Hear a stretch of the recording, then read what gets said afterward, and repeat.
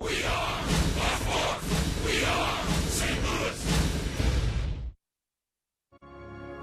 Since this nation was founded under God, more than 200 years ago, we have been the bastion of freedom, the light that keeps the free world aglow. We do not covet the possessions of others. We are blessed with the bounty we share. We have rushed to help other nations, anything, anytime, anywhere. War is just not our nature. We won't start, but we will end the fight. If we are involved, we shall be resolved to protect what we know is right. We have been challenged by a cowardly foe who strikes and then hides from our view. With one voice we say, we have no choice today. There is only one thing to do. Everyone is saying the same thing and praying that we end these senseless moments we are living. As our fathers did before, we shall win this unwanted war, and our children will enjoy the future we'll be giving.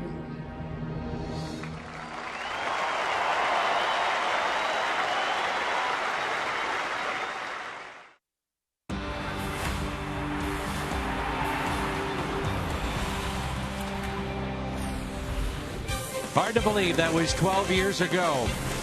9/11/2013 features the St. Louis Cardinals, the Milwaukee Brewers in Game 2 of their 3-game series, as we remember.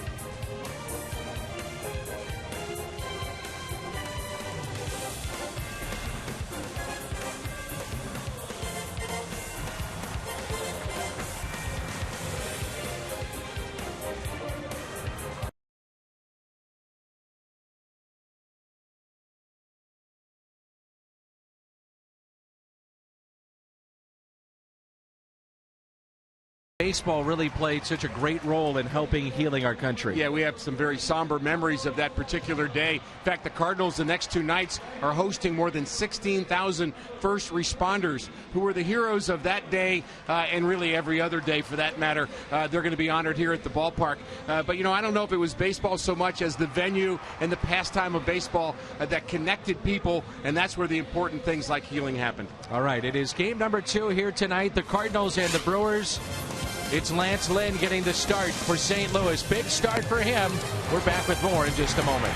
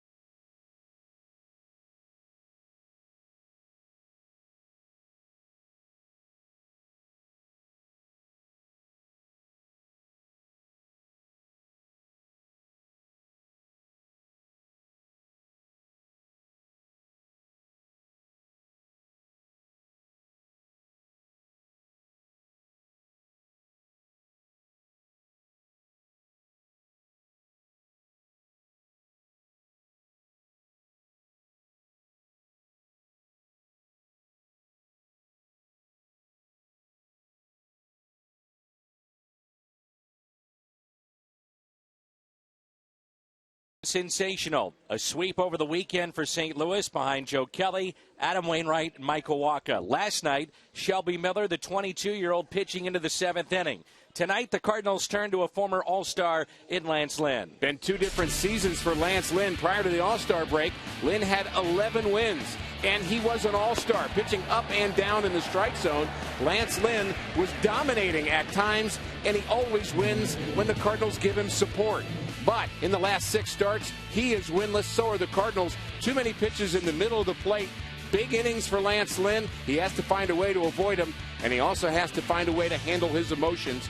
Big start for him and for the St. Louis Cardinals here tonight. Yeah, big game because 2 teams in the Central have already posted wins. 2 teams chasing St. Louis. More on that in a moment.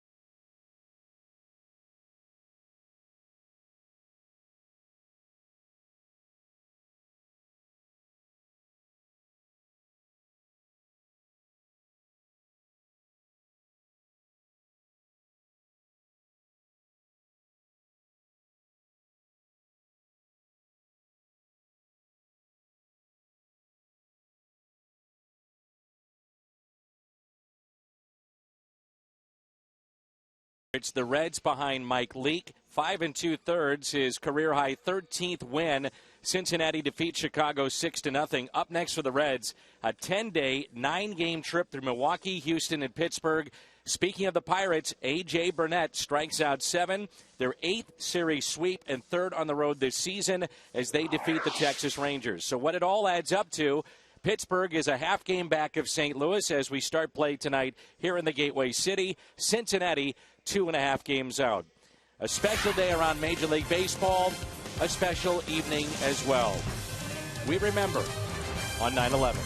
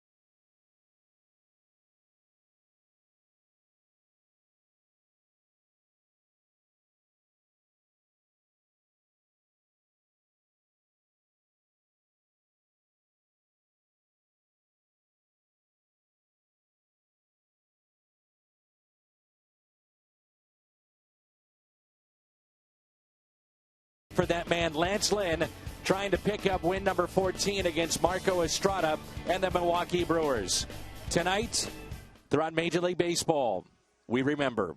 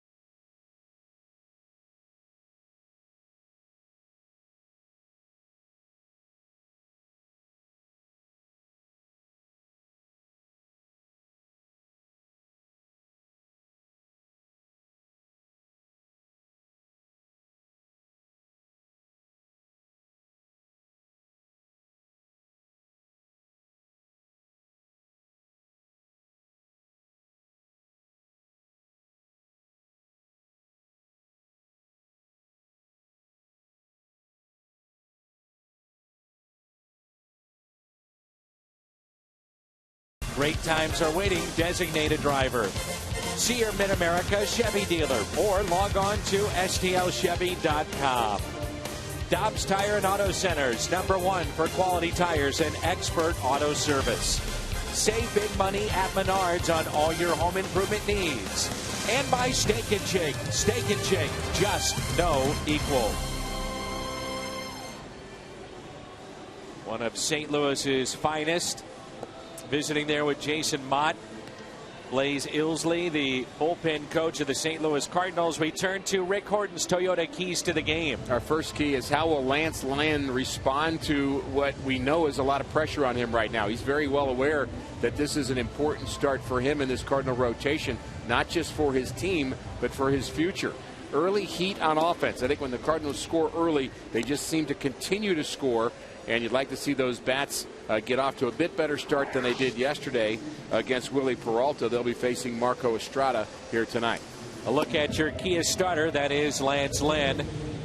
Well, as John Mozeliak said the other day, the Cardinals GM, the definition of insanity is continuing to do the same thing, good or bad. That's the pressure I'm talking about when your general manager says that. And Lynn knows, as we mentioned, he's been an all-star, had a good first half, so he can certainly rely on history to know that he knows how to get the job done. He just hasn't of late. Mike Matheny showing a lot of patience with him. Aoki leads it off for the Milwaukee Brewers. As a team, they are hitting .254.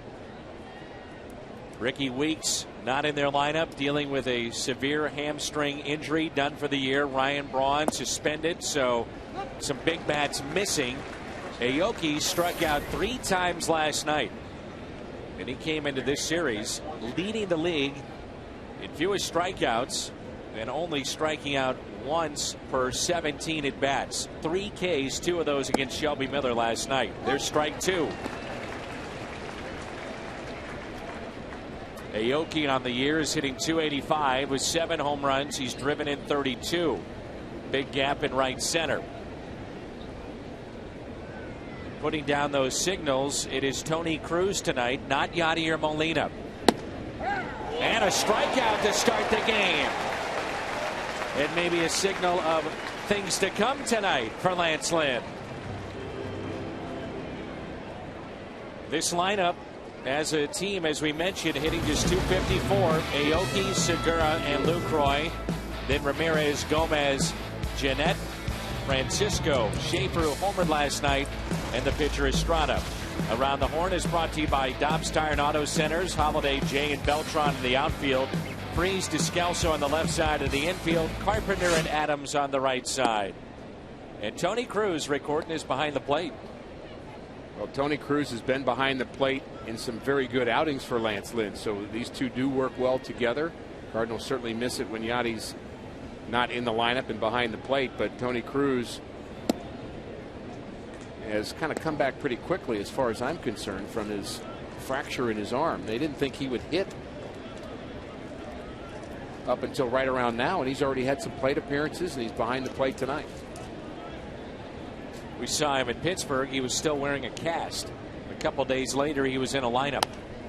That's it out of play by Gene Segura. 2 balls and 1 strike. What do you watch for if you're Derek Lilliquist early on with Lance Lynn? Is he pounding the strike zone? Is he confident with his fastball? Is he commanding his fastball? Everything else will kind of go off of that. But when he's searching and frustrated, it's when that fastball is not going to the intended spot. Got a good one. And the other thing you'll watch for eventually with Lance Lynn is how does he handle adversity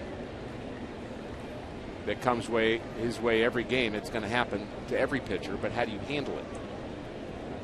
Very talented guy, there's no doubt about that. All-star. That's popped up and foul out of play right below us. 3-2 the count on Segura. Yadier Molina not even at the ballpark tonight, we understand, and dealing with a family matter.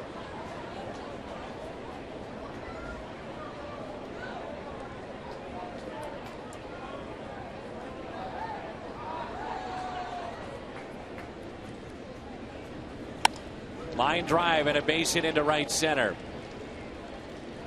We'll see if the Brewers, nothing to lose, why not test Tony Cruz? And they've got the man to do it. Gene Segura, who has 40 steals. Pitch location. Middle and up a bit. Segura has had a tremendous year. You mentioned his speed. I would guess they would test Tony Cruz. And we had a shot of Derek Lilliquist. I would imagine his days are a little bit more focused when Yadier Molina is not behind the plate. He probably has to work a little bit harder. Maybe Mike Matheny does too. 1 out and a runner at first. Jonathan Lucroy at the plate. Strike 1.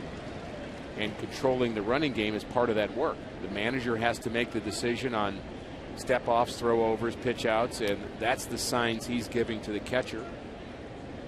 I think there's some folks that think that he may be giving pitch selection. That's not what they're doing. They're giving that. They're saying it's time to throw over. So when the manager gives signs, that's what he's doing. And he's going to be much more concerned about that, I think, with Yadi not behind the plate. He looks at the manager, he looks at the lead, then he goes through the motions, and he's either telling him step off, throw over, hold, or pitch to the plate. How often, Rick, did you change your signs under Whitey Herzog? There are times where you change them during a game if you felt that the other team was getting it. And there are also times where a player was traded to another team and you're playing that team, which would lead you to maybe change your signs. Not running, and the pitch is taken for a ball outside. 2-1. I would assume with more video in play now, you're probably changing your signs up a little bit more. Well, when we talk signs, there's signs that the hitters are getting now and the runners are getting that come from the third base coach. I don't think I ever even knew those. Why bother? Right. Could be 2. Out at second. Out at first. It's a double play off the bat of Lucroy.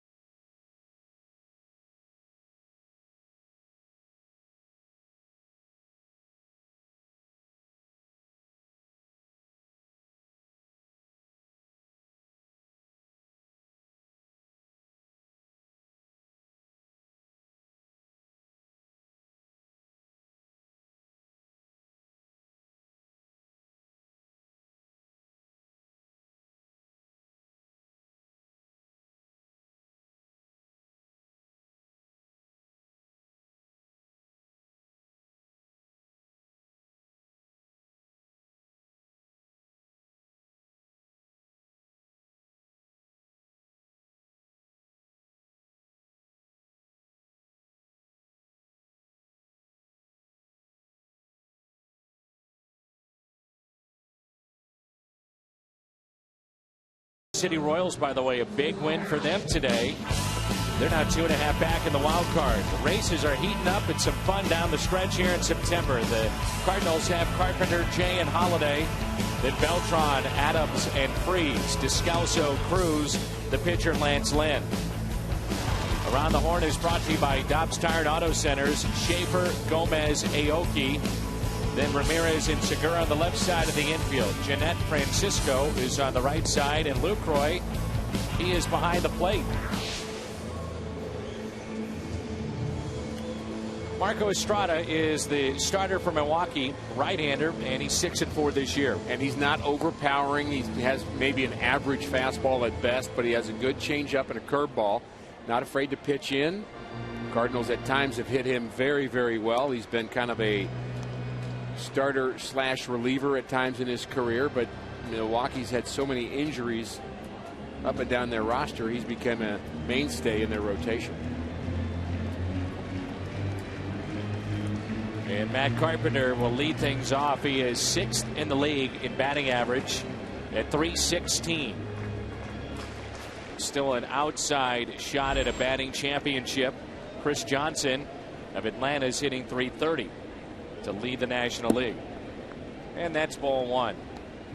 You start looking at the numbers for Matt Carpenter. 113 runs, best in the NL, along with his 175 hits.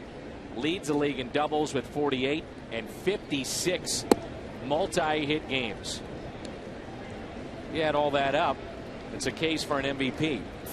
And I don't know how you add up all the little things that he does well, like working deep counts as a leadoff batter, which is part of his role. And Carpenter pops it up down the left field line. A long way to go. This will drop for a strike. 2-1. And even taking first to third, he's a good base runner. He's a smart player. Our BJC healthcare difference maker. Last 16 home games, average over 400. And there's the runs you're talking about. You mentioned the number of runs he scored is extremely high compared to 2, 3, 4, 5 in the league. He is way above everybody. 13 extra base hits. You wouldn't call him a power hitter, but certainly whatever the other word is for somebody who's an extra base guy, that's what he is. And he takes a ball, and it's 3-1. I've had a lot of people ask me, do you think he could play shortstop? I said, let's not push it. I guess pressed into action, he probably could. Every day, probably not. 3-2.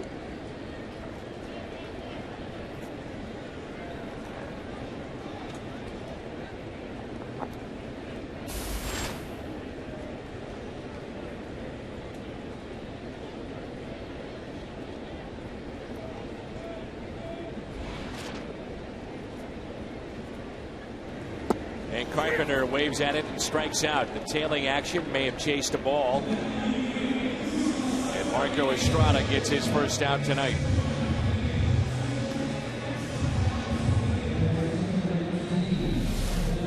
Don't see there very much from Matt Carpenter. Chasing a pitch out of the zone. Our Plaza Tire Service replay. Such a good understanding of the strike zone, but he chased there. The Brewers have nearly twice as many errors as St. Louis this season. They lead the National League at 103 on the year. Here's John Jay, pops it foul.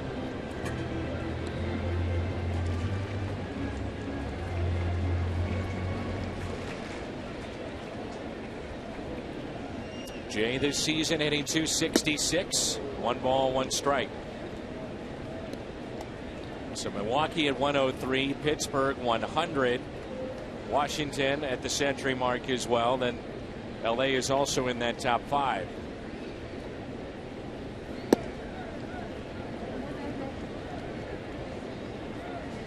By the way, that is I like to refer to him as the Babe Ruth of hockey. You're looking at greatness. Wayne Gretzky in the house tonight in the owner's seats. 2-1 pitch. Wayne with family that calls St. Louis home. You got to visit with Brett Hull last night. Wayne Gretzky's here tonight. Who's next? Ozzie Smith. He'll be up here tonight. This must be the place to be. This is the place to be. The strikeout of John Jay turned into Charlie Rose during the third inning. Good pitch in on the hands of John Jay. Well, that's what we're talking about Estrada liking to pitch inside. He ties up John Jay. You can see that's not a very free and easy swing. That ball had a little cutter movement in on the hands, and it was a strike, so he had to swing, but couldn't get the head out.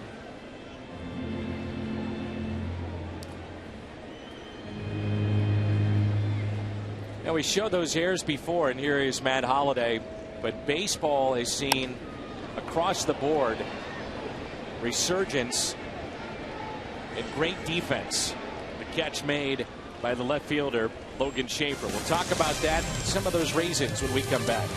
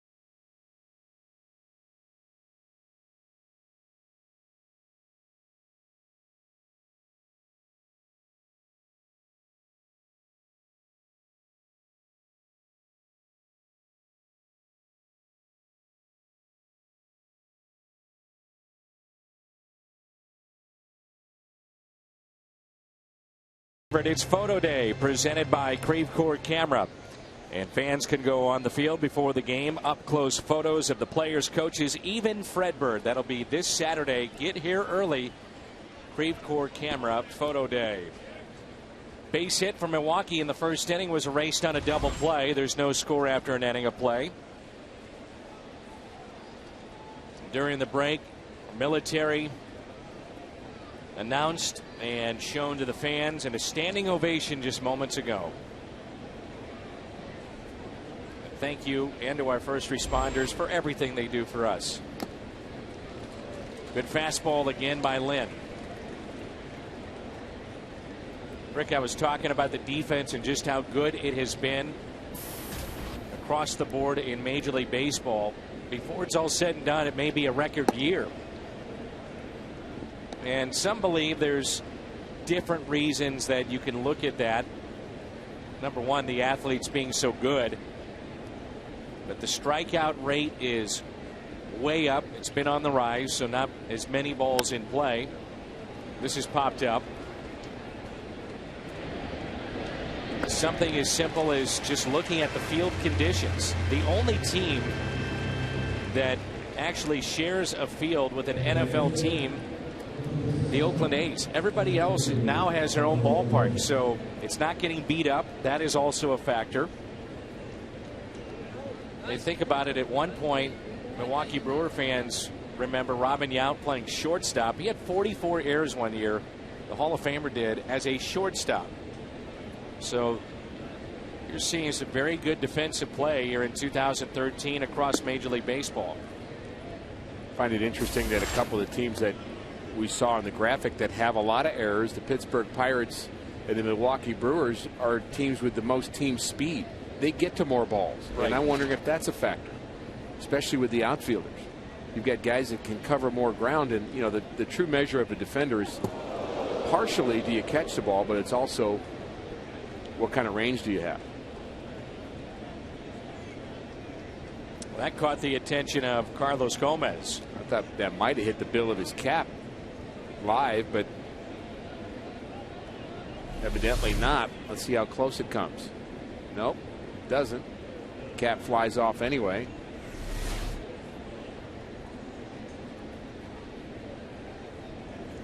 Two 2-0 the count on Gomez. 280 average, 19 home runs, 57 RBIs.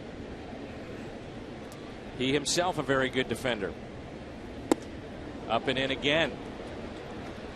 3-0. Lynn has pitched at times very well against the Milwaukee Brewers. You look at his numbers in 2012 and they were terrific. This year, not as good, and a little bit of an indication of really Lynn's issues that he's had over the last couple of months. But his stuff is still there.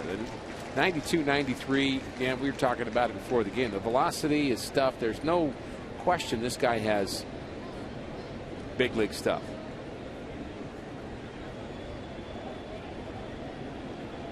A 3-1 pitch, and that's hit out to center field, and a base hit for Gomez.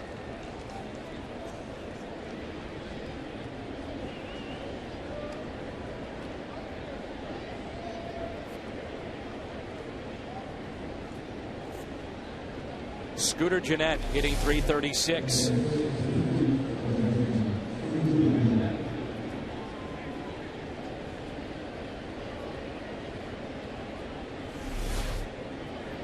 Saw that shot of Wayne Gretzky. I believe that's his son that is playing in the Cubs minor league system. Turned down a scholarship to play for Tony Gwynn at San Diego State. Very good athlete, and is in the Cubs minor league system. Never know. You may see a Gretzky playing in the big leagues. Who knows? Pretty neat to see him here at the park. Oh, it's great.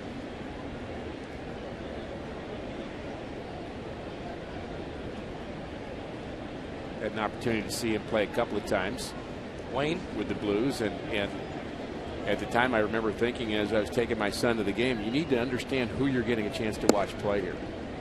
He's the Babe Ruth of his sport, and his records, many of them, will never ever be broken. It will not happen. The game has changed too much.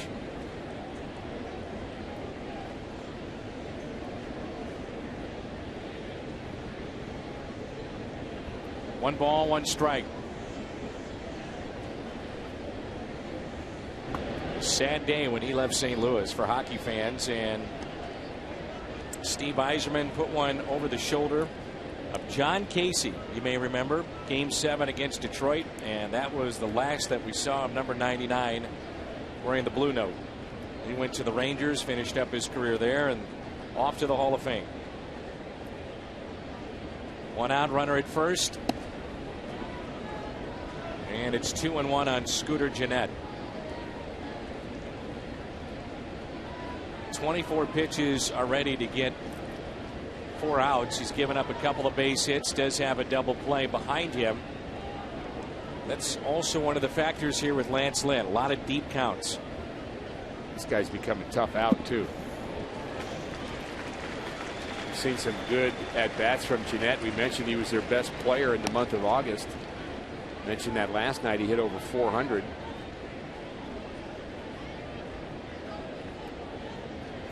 Just 23 years of age. Not a high draft choice.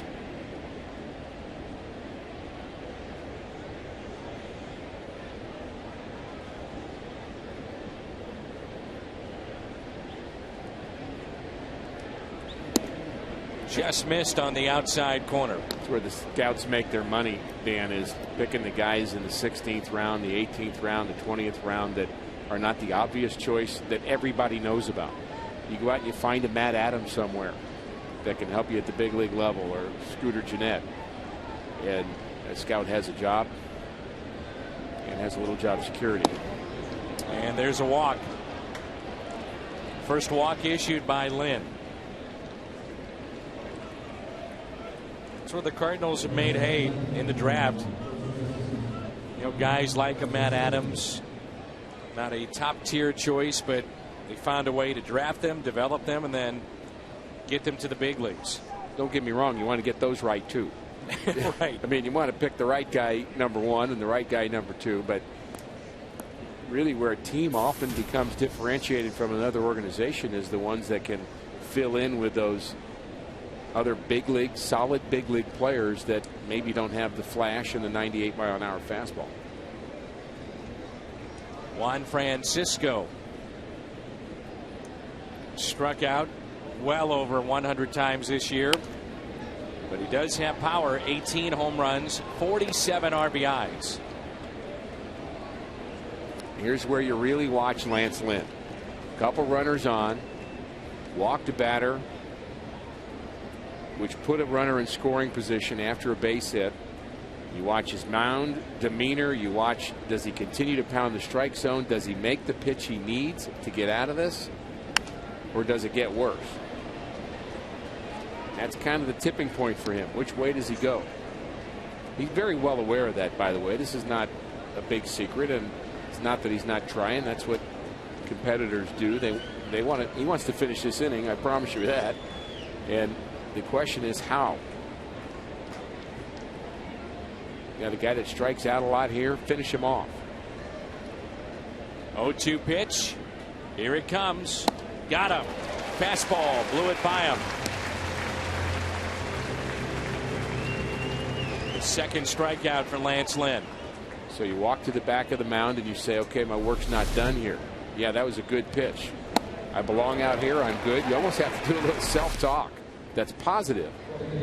And now you think, how do I get Logan Schaefer out? Logan Schaefer came off the bench last night. He had a home run.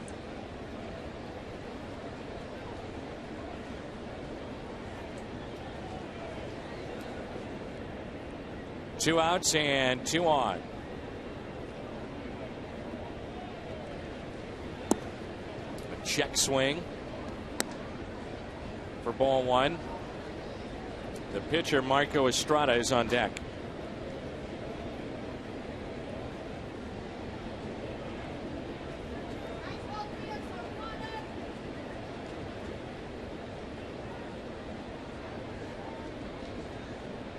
Runners go, and a throw down to second. Gets away into center field, and scoring, it's Gomez. 1-0 Milwaukee.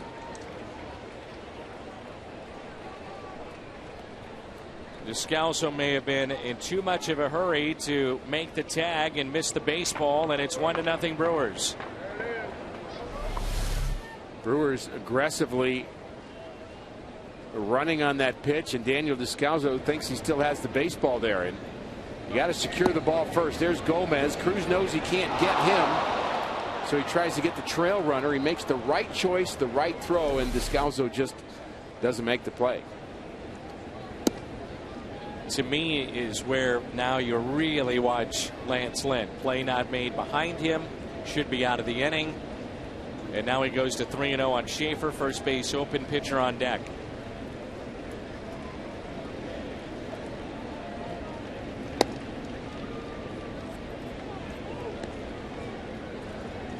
So the second walk in the inning brings in Marco Estrada.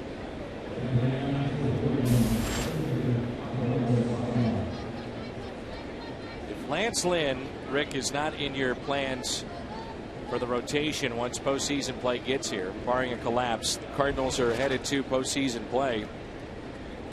Is Lance Lynn figuring in your plans out in the bullpen? He's done it before. He can make that transition. Well, I don't see why he wouldn't be in their plans to be out of the pen. You're going to need 4 starters probably in the playoffs one way or another, and there's still a lot of time between now and then as to who they are, but certainly he's an option to be in the bullpen. He's done it before, and he's done it well. for a while. Remember, the talk was that maybe we were looking at the future closer of the Cardinals a couple of years ago. So good out of the bullpen in 2011. All-Star in 2012, got off to a very good start this year. Some of that due to the fact that he had great run support, but still picked up the wins.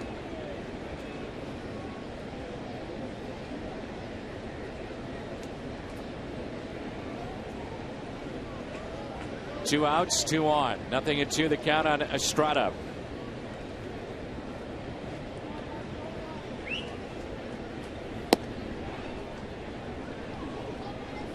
Still think it an odd time for the Brewers to run with 2 outs and runners at first and second.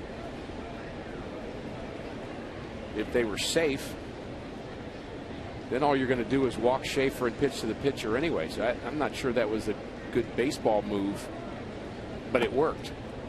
And it worked because it forced a Cardinal error.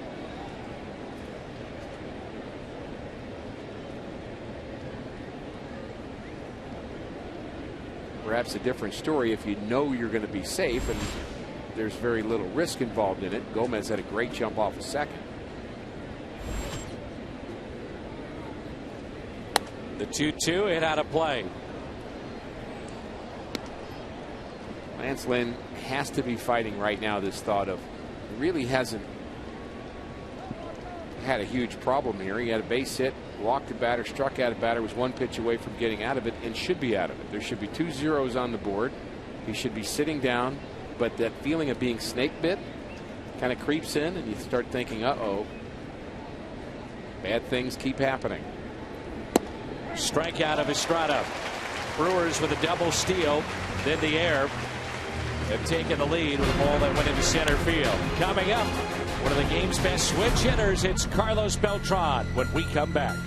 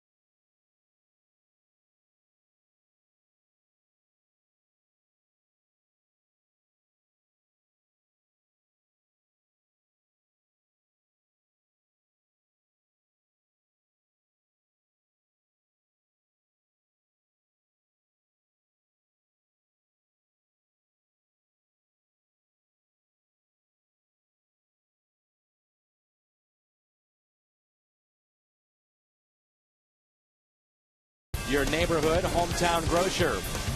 Go big at a participating Jack in the Box with Jack's really big chicken sandwich combos for only $3.99 plus tax. And buy 5-hour energy shots.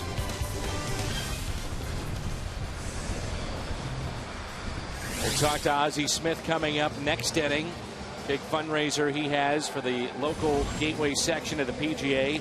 It's called Ozzie and Friends. So we'll talk it over with Ozzie in the 3rd inning here tonight. It's Beltran, Adams, and David Freese.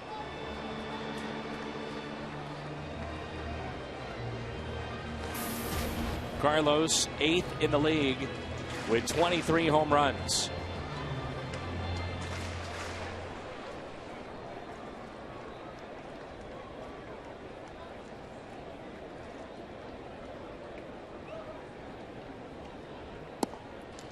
And that pitch is taken low and outside.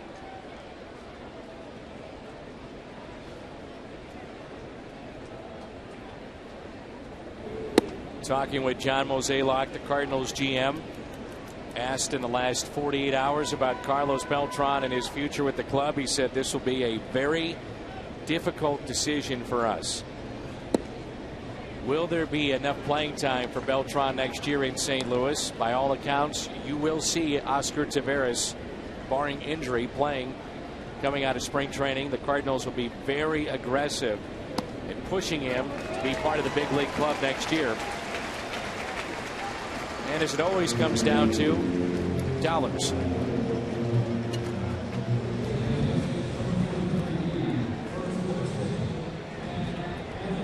Leadoff walk to Carlos Beltran. And the Cardinals, along with Beltran, the main thing in thinking about what he's been able to do is keep himself healthy and on the field. Something the Mets did not see in his final 3 years in New York. And now it's Matt Adams, who's hitting .266. The shift is on for Adams. I don't know how much the big man bunts, but if he could push one up the third base line, it's a base hit. We saw him run in this series, didn't we? He said to Jim Hayes afterwards, I took the piano off my back and scored that run. That was last night. He has seen an awful lot of changeups, but as the season has gone on, he's made the adjustment to that pitch. First pitch is strike with the changeup. Hitting it a lot better, and really that comes from recognizing it quickly enough and keeping your hands back. A lot of it is trying to keep your body back, your weight back, because your power comes from the backside, but you also want to make sure your hands are back. 0-2. And one of the issues of being back with your hands is sometimes you're late on the fastball, as he was there. And that was a fastball swing where he might have been looking off speed. A little slower to pull the trigger. And that's what the pitcher's trying to do, stay one step ahead of him. Check on Carlos Beltran. We saw last night Beltran run as well as we have seen him run maybe all year. 2 outs, took second base in a ball that scooted away. Turned it up a notch or two. There was speed and instinct in that particular play. You bet. Here's the 0-2. Taken high. David Freese is on deck.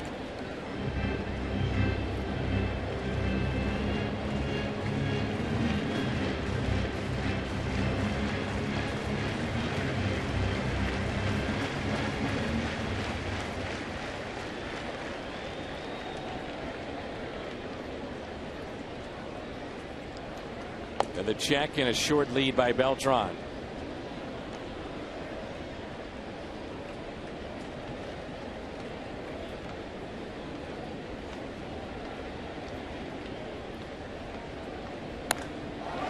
Look at this, just sticking the bat out, hits it down the right field line, and it is called a foul ball. Foul ball, and Matheny will come out and argue. Maloney is arguing. Adams can't believe it.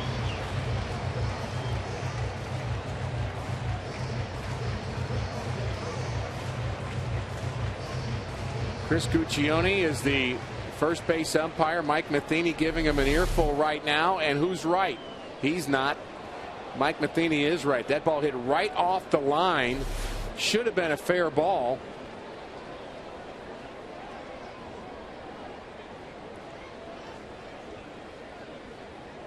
And they're going to ask the home plate umpire to help him out here. I don't know how you call that fair, though, because where do you put the runners? It's one of the problems of instant replay. You can guess at it, but it's never going to be fully fair. Adams might be on second base. I give the umpires credit for at least coming together to discuss the situation.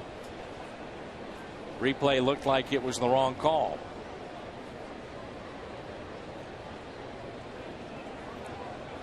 Tom Hallion is the crew chief, and he's going to be leading the discussion and leading the decision.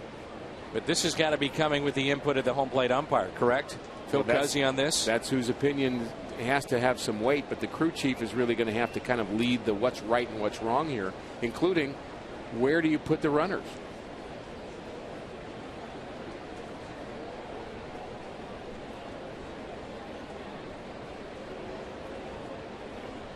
It's a long conversation, which leads me to think that it's possible that they'll overturn it. It's a long meeting right here. Ron Renicky is now moving to the top step. He's ready to argue when they overturn this call.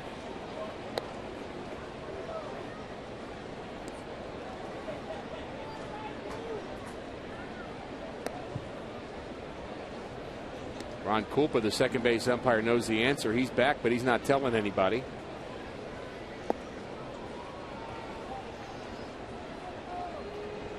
It looks like they're going to call it a foul ball.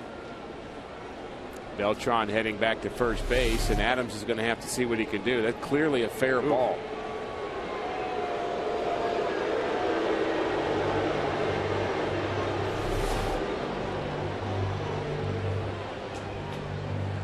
One of the problems of replay in general, not that it can't be worked on and there can't be a solution, but one of the problems of replay in general is so many things happen in continuation in baseball. So let's say that ball got away from Aoki and went into the left center field, and they call it foul and all the runners stop, and then everybody else, then you do the review and find that it's fair. What's the fair solution to how you handle the continuation of that play? It would have to be kind of a subjective opinion, I guess, at that point, but you're going to get arguments on that too. 2-2 the count here on Adams. Runner at first is Beltran, nobody out. Home half of the second. The 2-2 taken high. That's a big miss any way you slice it for the first base umpire, because regardless of where Adams was going to be, Beltran was going to be on third with nobody out. He is running. The 3-2 pitch is taken low. It gets away. Beltran to second, and he'll stop there. So it's a walk to Adams, back-to-back walks to start this second inning.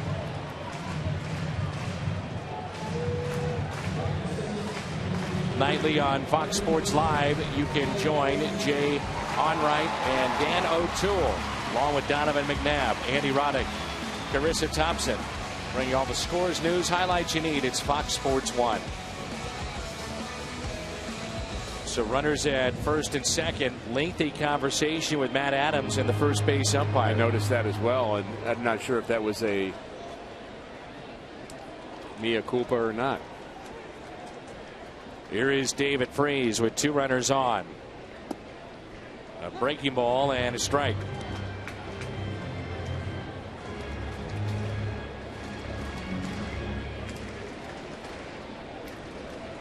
Chris Maloney got what was on his mind off his chest with the first base umpire, and Matt Adams as well.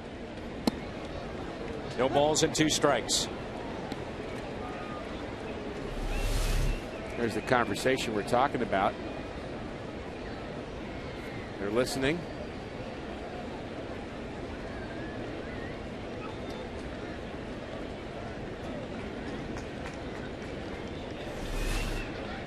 Seem to be pretty cordial. Really? Looked to be pretty one-sided. First base umpire Chris Guccione looked like he was giving it to Matt Adams. You don't think so? No, I think he was saying, look, I did the best I could. That's how I saw it. I'm sorry. He just did it in an animated way. I didn't see it that way. Want me to go ask him? We can't after the game tonight. Why would he be giving it to Matt Adams? I think Adams was frustrated, and it looked like Guccione was saying, look, this is how I saw it, but I'm not going to hear any more about it. Well, I did not see it that way, and we're just going to have to ask him. Where's Jim Hayes when you need him? Where is he? He should have been on the field listening in. That 3 a.m. game against Kansas City, he was on the field, and Yachty had to shoo him away. You remember that? I do remember that. Get off the field. That's up the middle. Segura on a play. Out in second. On to first. Oh, it's a double play. 6-4-3. Segura, Jeanette, and Francisco. Saves a run. Takes a hit away, and they turn 2. That's a terrific play by the shortstop, Segura. And there's the range we're talking about. Speed, range, and athletic flip. Off-balance throw. Wow, what a play this is. And good call at first.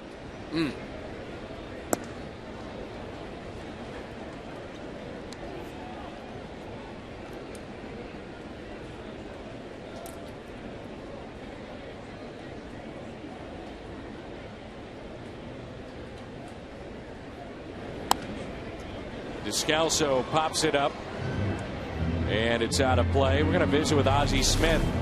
You know, he appreciates this. Great defense. He would have caught that, done a little flip, landed on his feet, thrown it behind his back. And they would have turned 3.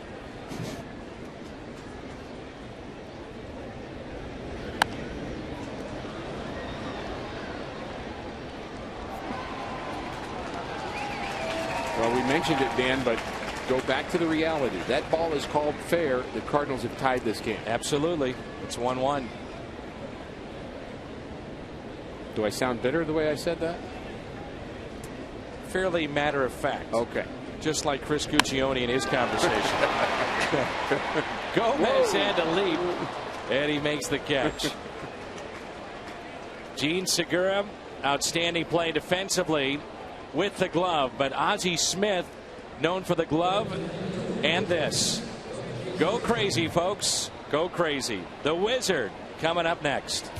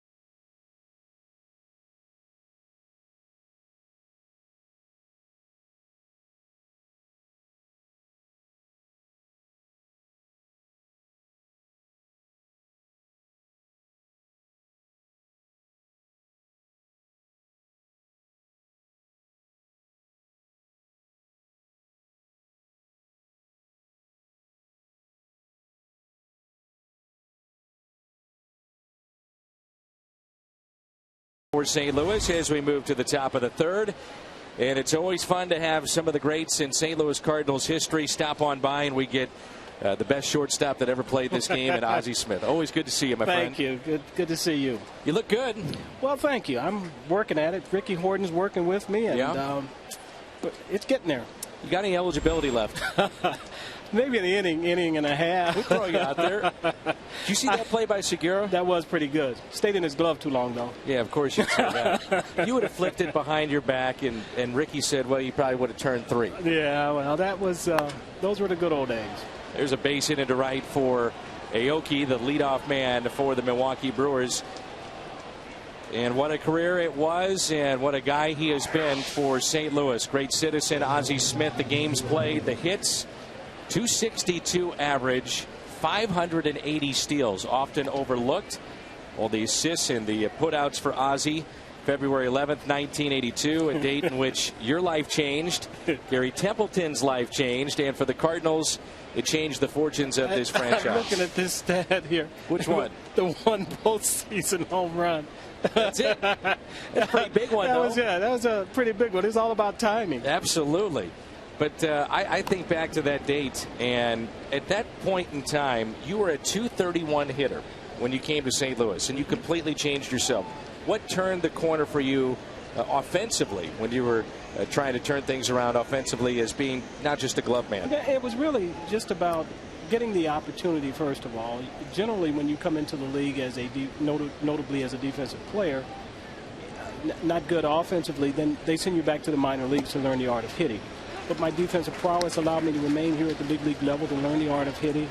Whitey Herzog gave me a challenge when I came over here to keep the ball out of the air, which is something that I had never really been taught. You know, when I got to the big leagues, I could make a lot of contact, but didn't understand how to stay on top of the ball. So it was about understanding and willing to put in the hard work, and it all paid off in the end. Here's a ground ball that's hit to short. Descalso gets the lead man, barely. Aoki off the base paths. And to Descalso's right is a guy named David Freese, who grew up here in St. Louis. David Freese idolized Ozzie Smith. Did you know that? Yeah, we've developed quite a friendship through the years, and David is one of those players. It's always nice to have a player that's a hometown player that is productive, and you know, David's just one of those guys that he knows how to play the game. He's had some injuries and stuff that's kept him out, but he has a real good understanding of the game. Good baseball IQ. There's a breaking ball by Lynn to Jonathan Lucroy. Ozzie, you're back in uniform in spring training. I know as a fan and a guy that grew up here, it's important for our fan base to see you back with the club. What's it mean to you? It means everything. It gives me an opportunity to, of course, spend some time with the guys that I spend a lot of time on the field with, namely Willie McGee, for one. Jimmy Edmonds is down there, and it's just fun being around those guys. Now, I spend those 2 weeks down there, and then I get out of the way. That way I can't get blamed for anything. Right. But it's a great 2 weeks, and we have a lot of fun, and we enjoy it. I think the young players, get a chance to. There's Cruz, and a throw to second. That time, Descalso holds on, and that's on number 2. Yes. But, the young players get a chance to see some of the guys that have been such a part of this organization, and Willie and I enjoy spending time with the minor leaguers. With the veteran players, guys that have won before, what I try to do is, in spending time with, we go to dinner, and we sit down and talk a lot of baseball. I think it's very, very important to talk the game of baseball, and I think they get a lot out of that, and I have fun doing that. It's important, though, I think, that people understand how great it is to have you back. We're going to talk about that when we come back. Also, Ozzie has a big fundraiser coming up. We'll visit with that and about that as well with Ozzie Smith.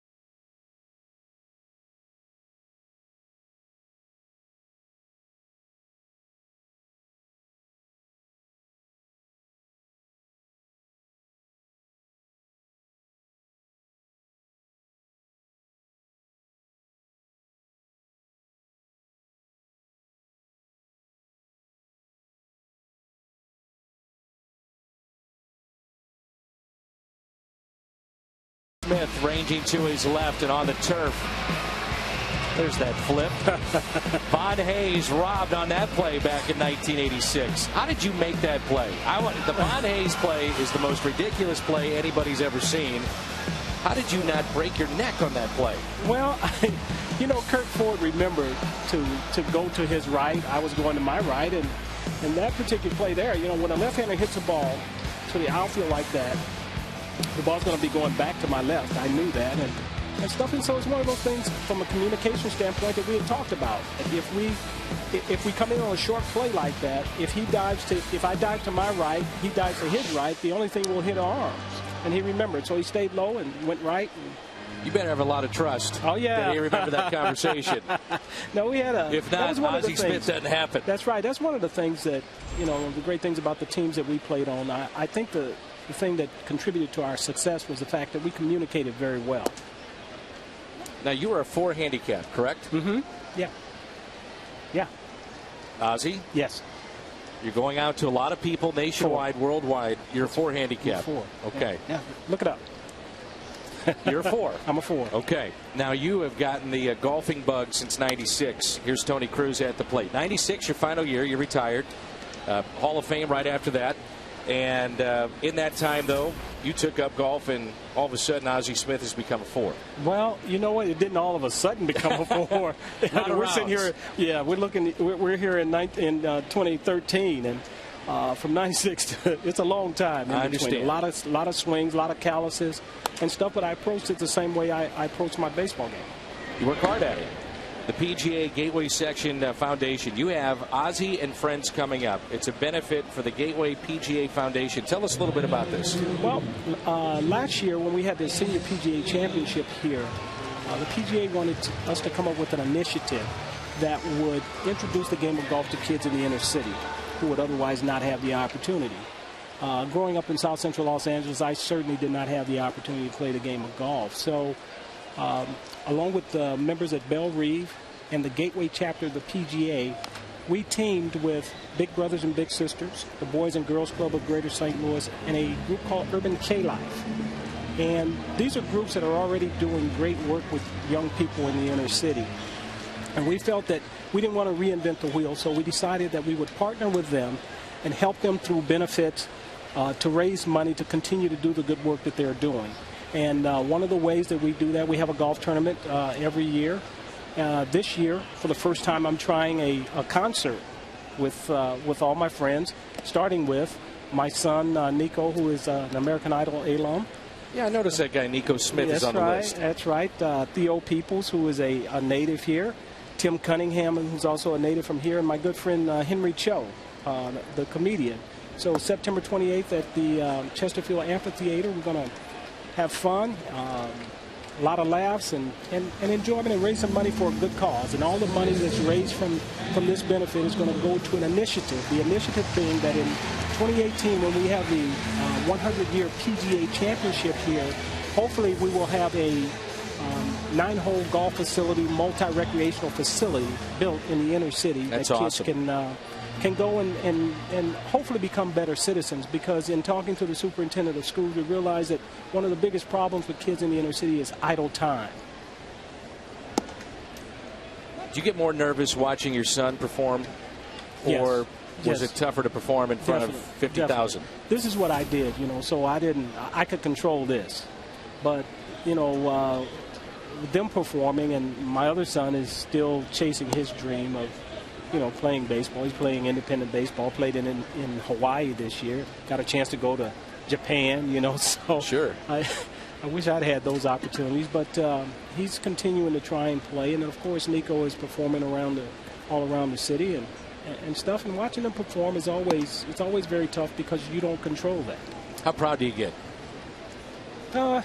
Get butterflies. I mean, when you're watching American Idol and he's popping up. It was great, and I tried to stay out of that, because a lot of times when parents have been successful at something, they, right away people look at the parents and all the focus is on me. I wanted that to be on him. He got to that point with all of his hard work and dedication and stuff, and I'm very, very proud of him. We're going to make sure and visit with this and with the dates and where to go all game long, and we'll make sure we get that word out. Okay, Oz? GatewayPGA.org/home.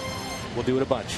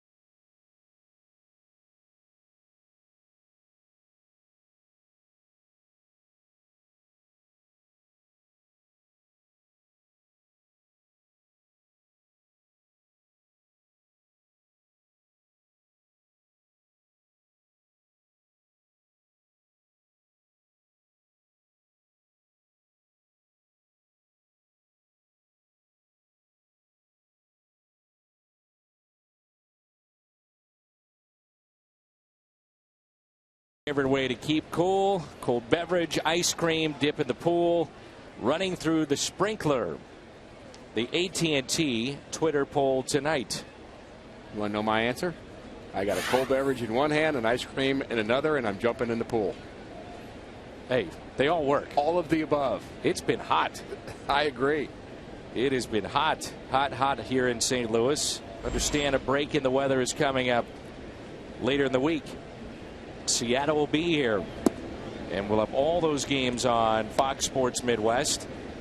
And we were hoping to see the return of Brendan Ryan to St. Louis, but he was traded to the Yankees.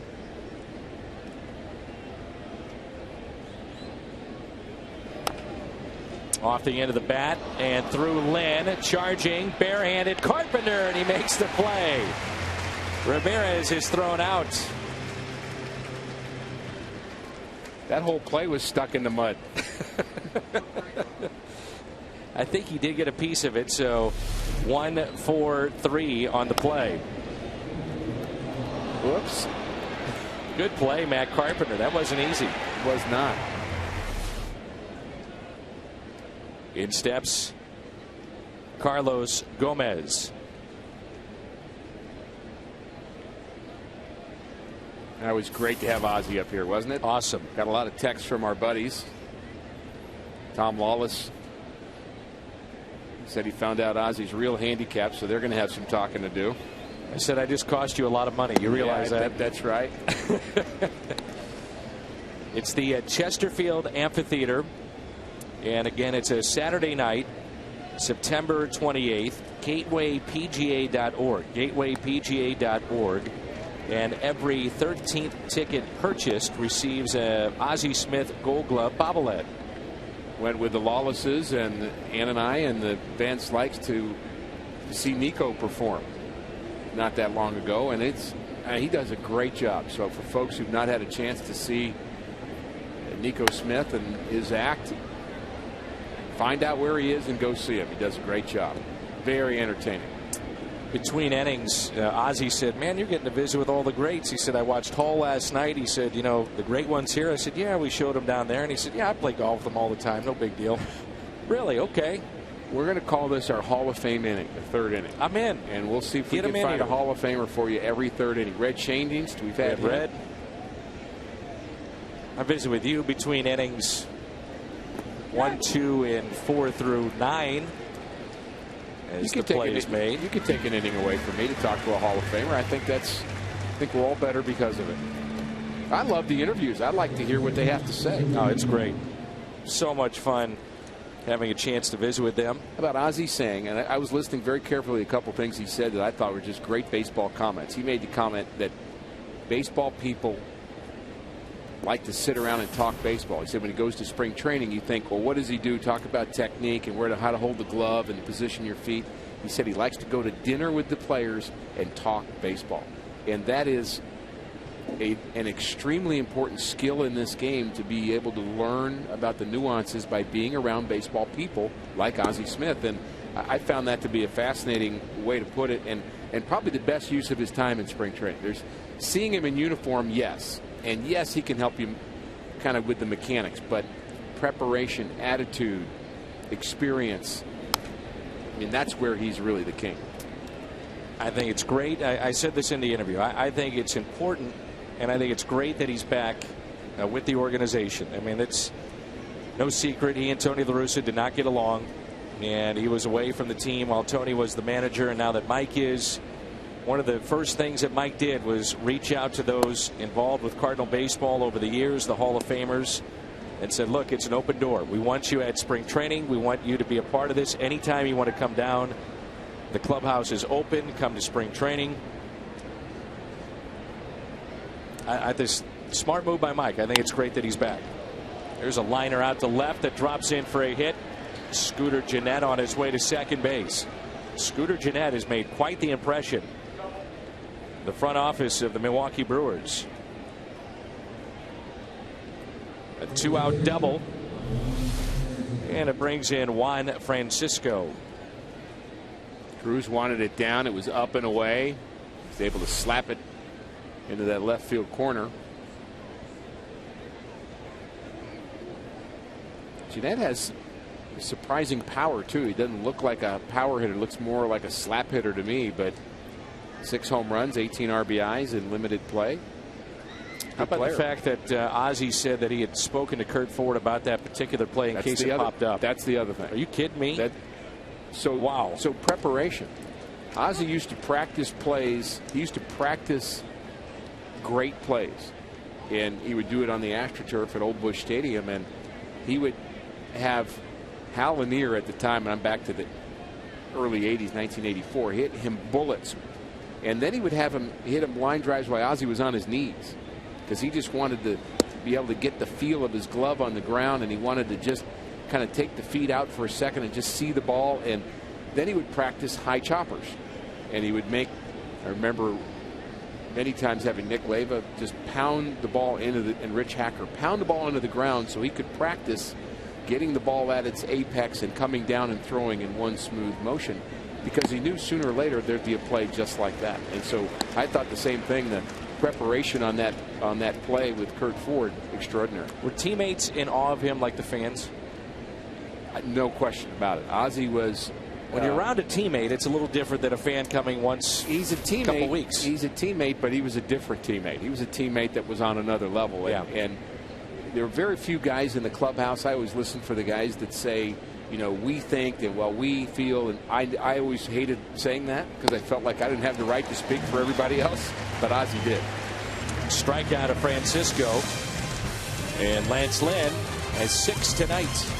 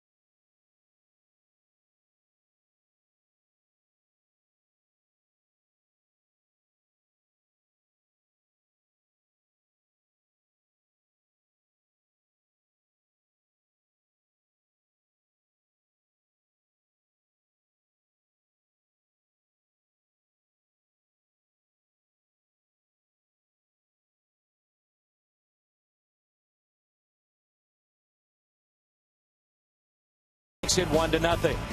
Meanwhile, Lance Lynn is settled in. He has struck out 6 this evening. It's 9-11, and tonight we remember.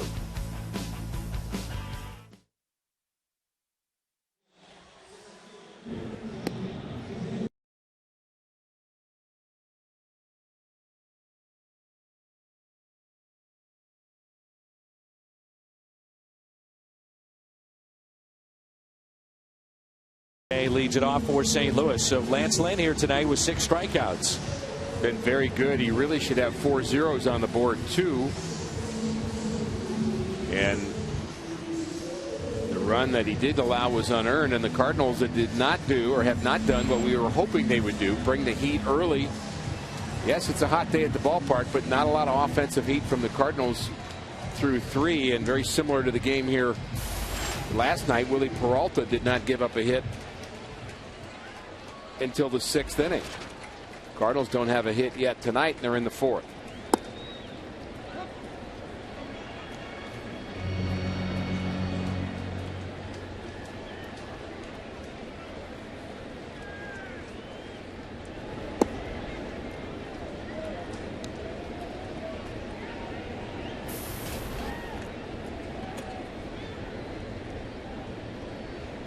John Jay struck out first time up. It's a privilege to do this job, and then folks like Brett Hall, Red Shane, Ozzie Smith pop up, and sometimes you say, what am I doing here? Love it. 2 balls and 1 strike on Jay, now up to 2-2.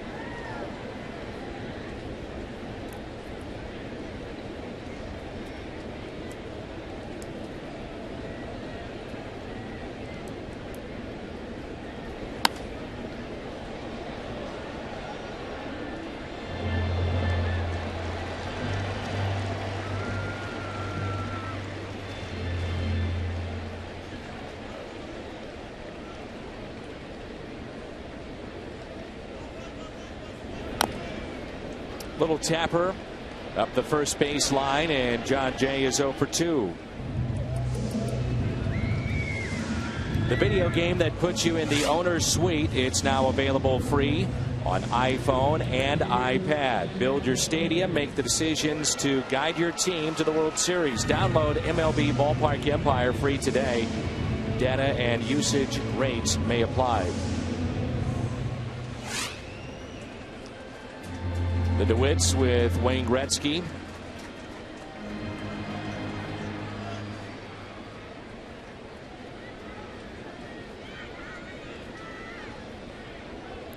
Cardinals president Bill DeWitt is quite the hockey fan as Holiday skies one into left field. Slipping just a bit, but making the play, Logan Schaefer. Matter of fact, Wayne and Bill III have played an awful lot of golf together. Replace your divot. Pitch location up and in. A lot of teams like to pitch Matt Holliday up in the zone. Really is a good low ball hitter from the right side, and pretty much hit his spot there. Matt could not get his arms extended. Talked about how Estrada likes to pitch inside. He's done a good job of that so far. The breaking ball that's taken low and a strike. Difference in this game. An error by Descalso. What would have been an inning ending caught stealing, and then the missed call, we believe, down the right field line on a ball that looked to be fair by Adams. That error was given to Tony Cruz on the throw.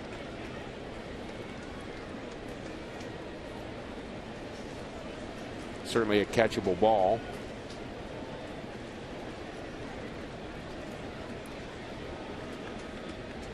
Regardless, it's the difference in this game, that and the foul ball / fair ball off the bat of Matt Adams.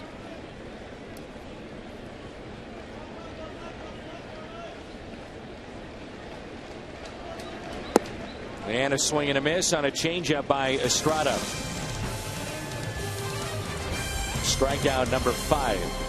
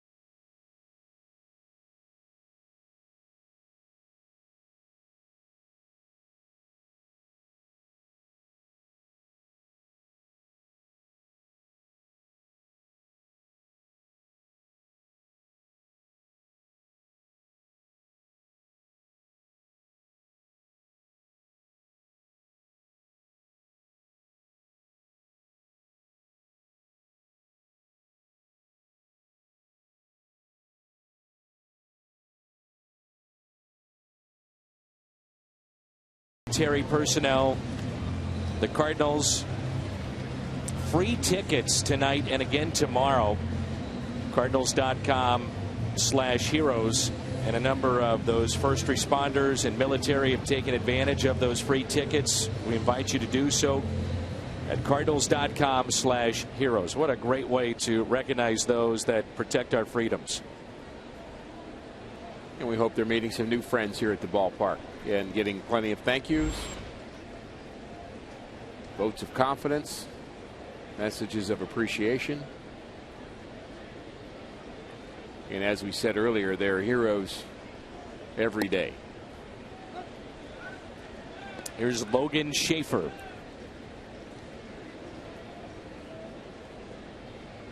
If you go back and look at Lance Lynn, last handful of starts have been against teams that do have some pretty good lefties in their lineup. And that's where he has had some issues.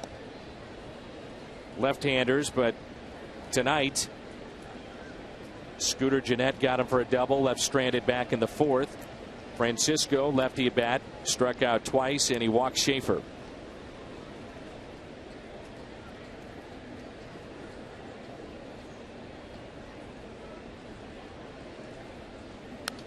And that's fouled back.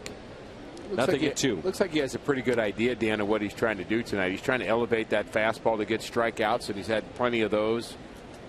And he's much more aggressive, I would say, in his mound presence. He's coming at the plate with his mechanics, and the pitch count's not bad. In fact, it's good. The 0-2, a check swing. Did not go.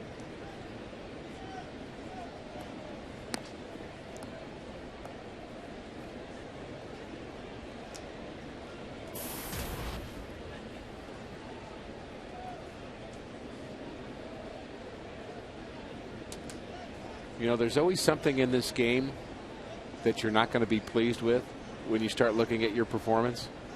And part of being able to compete here, how about that pitch?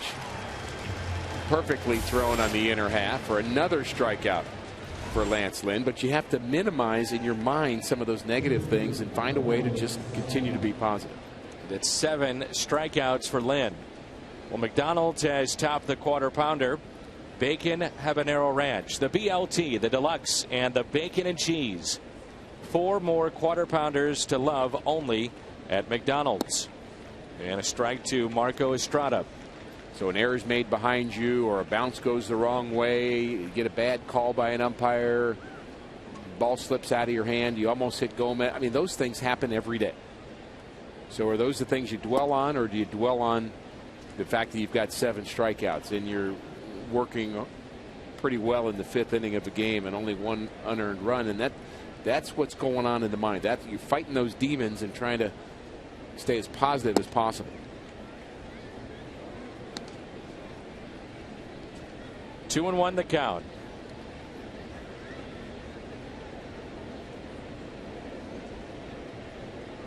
Lance has been good at home, like most Cardinal starters have been. Cardinals really a different team at home, and they have beat up on the sub-500 teams. 18 games remaining for St. Louis, including tonight.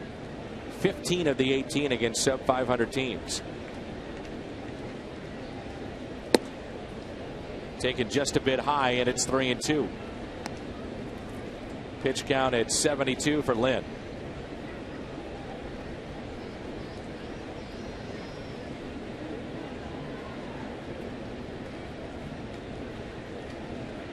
Very shallow in the outfield, big gap in left center, and a foul ball. 15, 16 pitches in innings, not bad. That'll get you through 7 innings. Maybe 8, 7+ innings in a normal start. So you throw, I mean, you prefer to be a little less than that, but 15, 16 an inning, I think, is a comfortable number, and he's right around that pace. Another strikeout. That's number 8. Blues training camp opens up tomorrow at Scott Trade Center. We'll be there See all the players and coaches get ready for Blues hockey. StLouisBlues.com for all the practice information, the full schedule. And we hope to see you tomorrow at Scott Trade Center, StLouisBlues.com. Our friend Chris Kerber and John Kelly, Kelly Chase, Darren Pang all getting ready for what should be an entertaining season. 96. Throwing harder than he did in inning number 1. You see that sometimes with guys that can get it up there to the mid high 90s. It takes them a little while to get things going. There's a good breaking ball. Aoki taps it foul, and it's 0-2. Finding the right release point, the right rhythm in your mechanics, I think is part of that.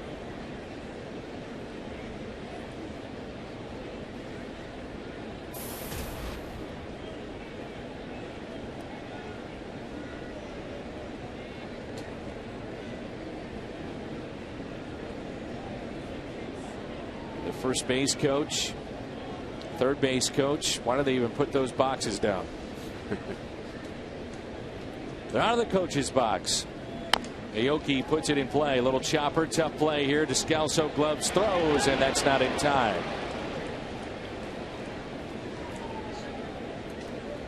Single, and he is 2 for 3.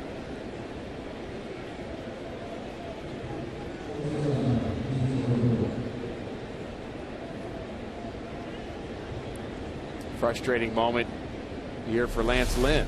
He's got 2 quick outs and a little chopper, and he knows right now that that's going to be a hit. So his reaction, a little frustrated.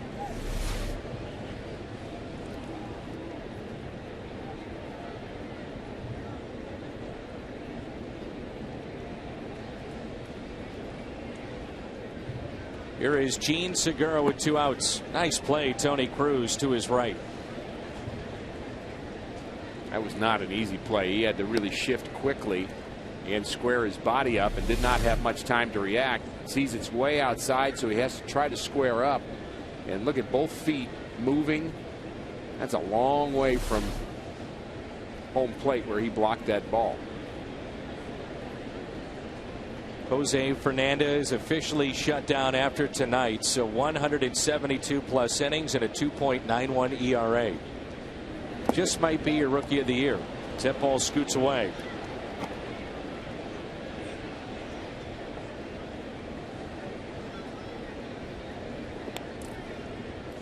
Wonder if Tony Cruz was crossed up on that. He's going to go out and talk to Lance Lynn. Called a wild pitch. Just about ready to say maybe Gretzky might think that Tony Cruz would make a pretty good goalie, and I bet that's what he's talking about when he saw that nice blocked pitch on the right side of the plate. Goalies have to be quick like that. Some similarities, catchers and goalies.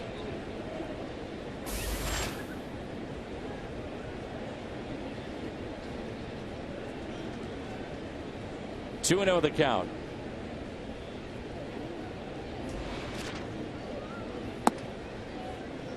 Rick, there aren't many that have played at this level that they change the game because of what you do. Bob Gibson, 68. Wayne Gretzky, the actual goal, he would set up shop behind the net. Just move back, then move forward again. I mean, he was just awesome. Nice pitch on the outside corner. I mean, think about that. At this level, and you're the guy that, or at least the main reason why they change a portion of the rules. Got to be humbling, isn't it? Wow. Wilt Chamberlain had that experience.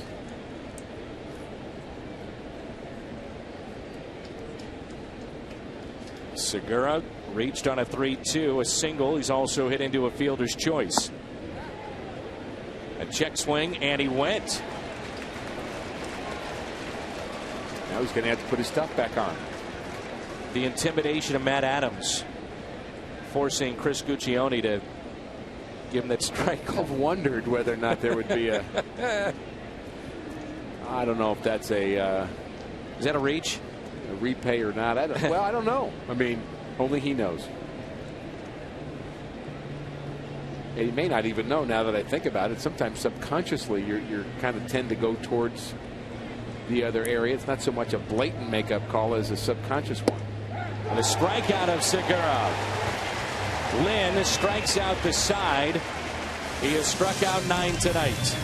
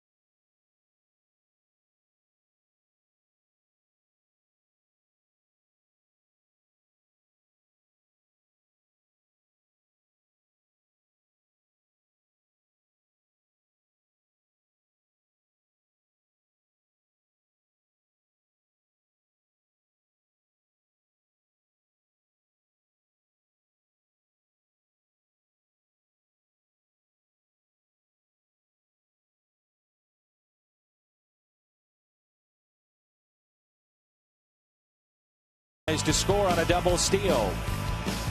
Lance Lynn has struck out 9 in a very important start for him. 9/11/2013. Tonight, across baseball, we remember.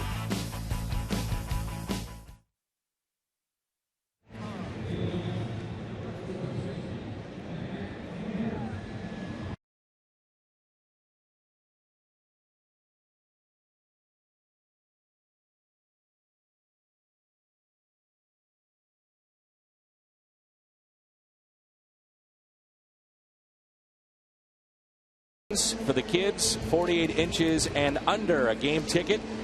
You'll get a free Six Flags ticket.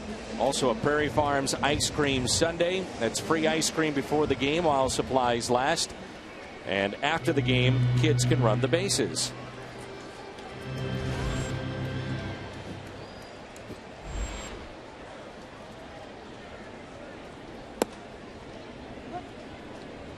That'd be great to have Darren Pang come and get that free Six Flags ticket.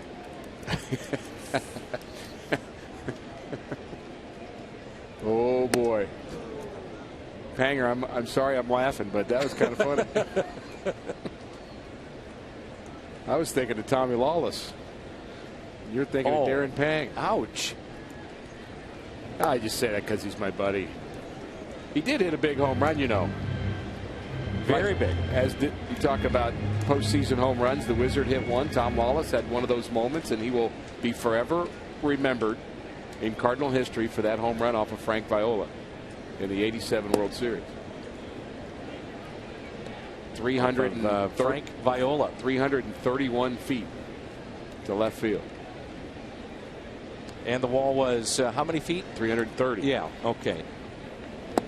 His reaction, though, you would have thought it was 800 feet. Flipped the bat like he was Babe Ruth, and rest is history. The rest is history. Here's a 3-2 to Adams.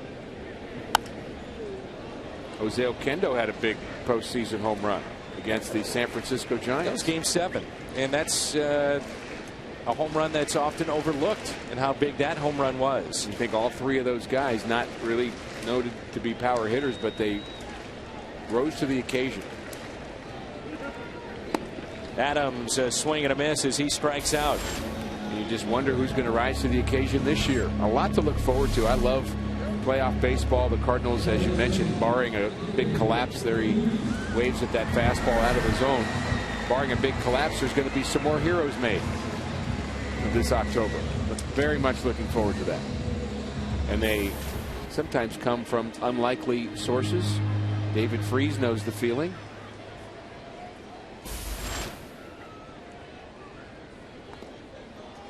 Swings at a breaking ball that was about 2 feet in front of the plate. You know, David Freese It all began against the Phillies. The division series, he had a home run hit off of Roy Oswalt. Tony La Russa later told me that on his way to the ballpark, he was going to sit David Freese that night. And who knows what may have been. He said, I was going to give him one more shot. And sure enough, David Freese caught fire and became a postseason hero.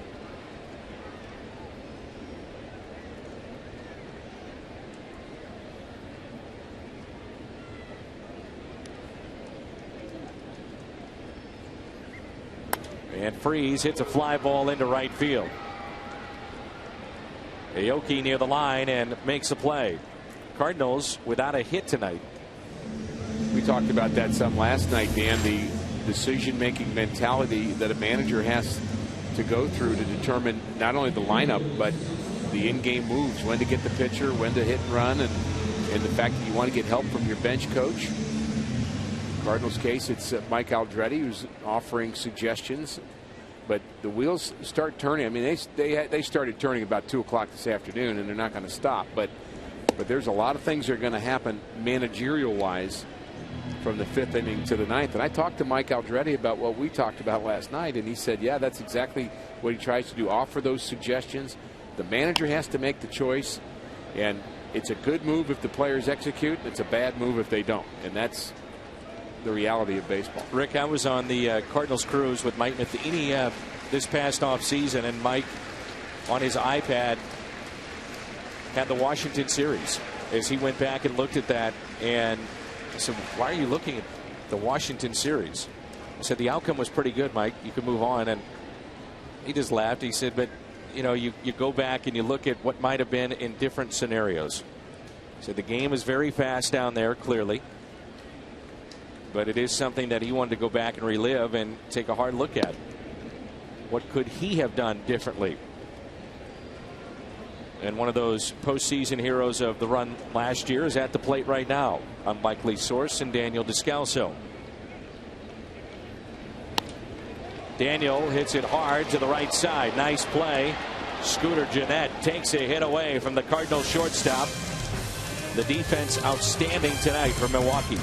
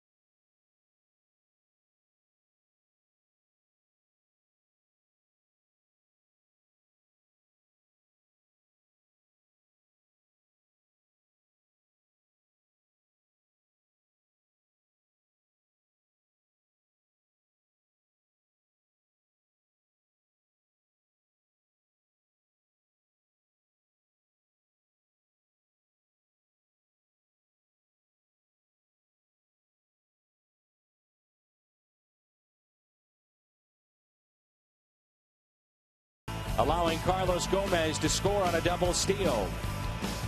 Lance Lynn has struck out 9 in a very important start for him. 9/11/2013. Tonight, across baseball, we remember.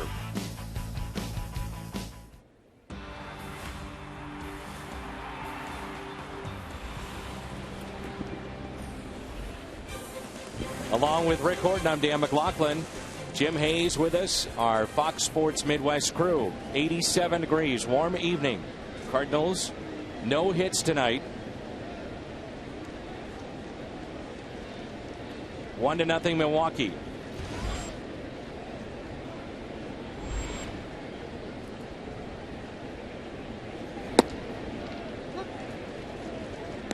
Jonathan Lucroy at the plate. Still pumping strikes. Lynn much better tonight. However, the blown call is what stands out. Chris Guccione. Would seem to be a fair ball off the bat of Adams. You never know. Maybe turns into a big inning for St. Louis, but most certainly a run. You'd have to say they would have at least scored a run. There would have been runners at first and third.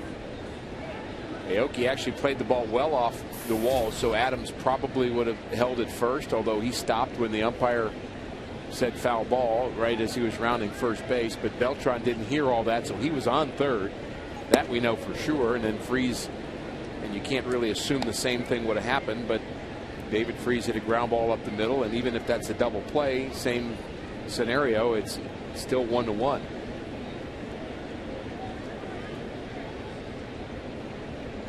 One ball and 2 strikes. And a swing and a miss. Strikeout number 10 for Lance Lynn. Wow.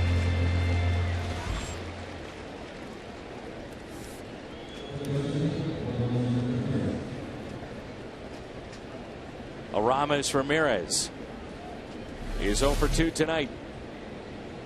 Good tight breaking ball here.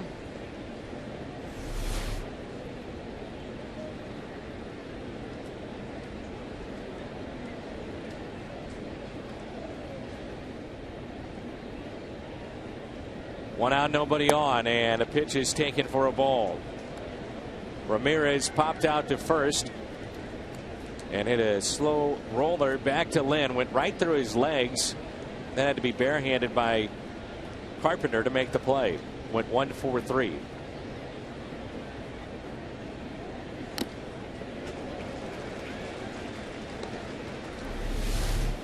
Play we're talking about, that ball hits right on the line. Beltran would have made it to third. The throw comes into second base.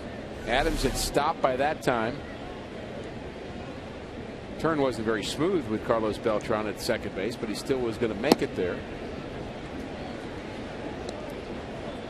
So bad break for St. Louis. And it hurts even more because it's 1-0 after 5. Still, though, doesn't change the Cardinals trailing in this game now with no hits. Nothing other than what should have been a hit.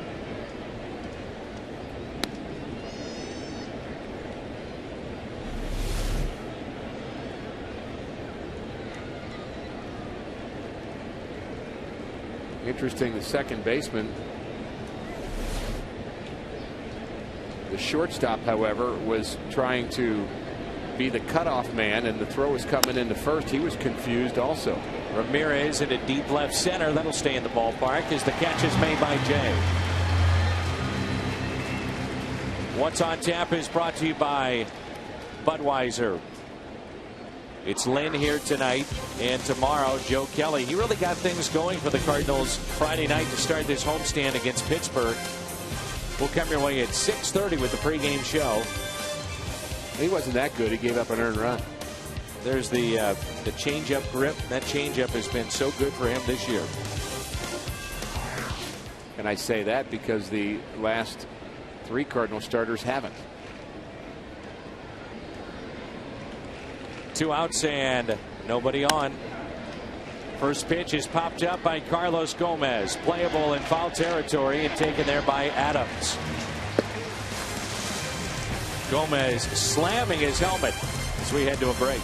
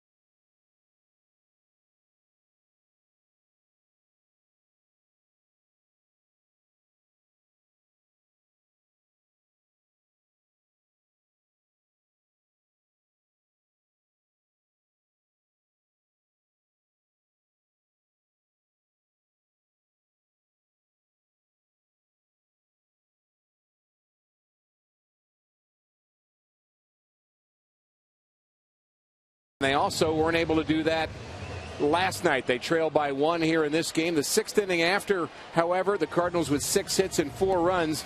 And a lot of that came after the great prediction of my partner, Dan McLaughlin. They try to sneak one by him, and he puts one in the seats. Holiday out to deep left center field. At the track, at the wall. Goodbye.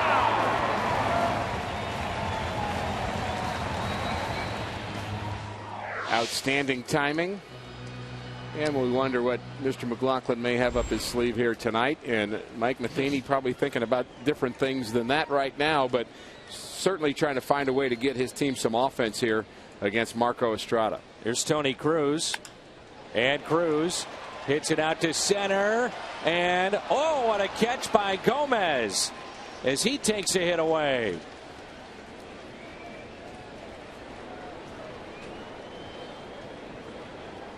The defense of the Brewers tonight, exceptional. Very good speed in center field. He had a frustrating at bat. He took it out on Tony Cruz defensively. I think he's still frustrated from that at bat. He kind of had the mad face on after making the play. But I'm sure he feels a little bit better after that gem. And 3 lefties coming up. And that'll be it for Lance Lynn, who strikes out 10. So with the lefties coming up, Cardinals will go to their bullpen. Randy Choate is throwing. No earned runs allowed by Lynn tonight.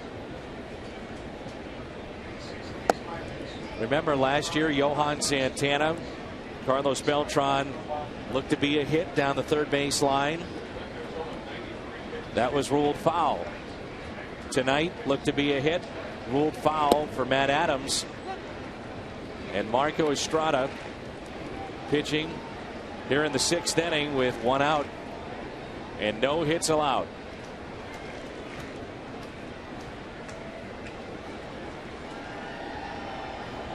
Up and in to Robinson. It's been getting ahead all night. The first pitch strike, 17 of 18. We saw Carlos Gomez, cursing, looked to be, or at least frustrated, certainly, slamming his helmet. Remember, he was knocked down earlier in the game, then popped out. And Lynn screaming back at him, too, as he left the field. 2-2.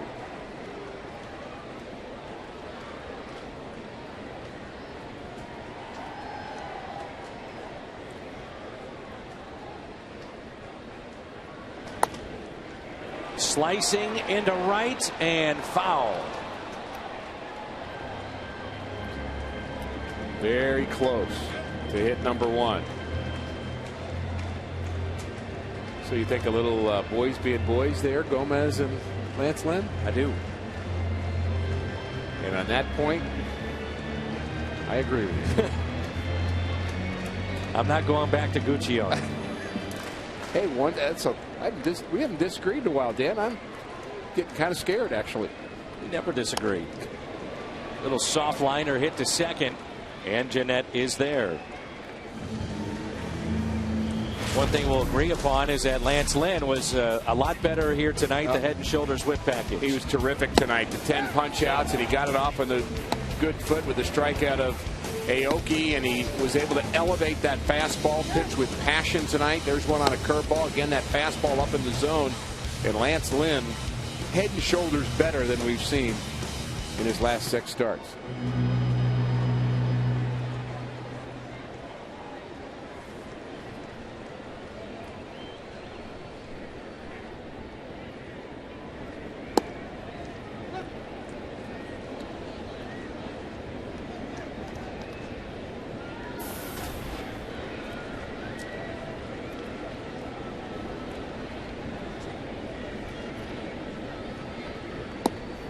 Good changeup here by Estrada, 0-2. Matt Carpenter has struck out 2 times tonight.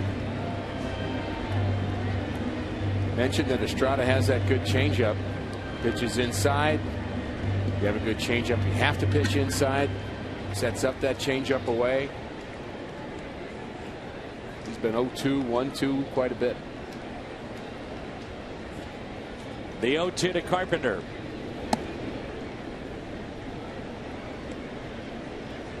With all the gas we've seen lately, Dan, in that Cincinnati series, you started to get the feeling that you couldn't pitch at 89, 90 miles an hour anymore. But Estrada's doing it.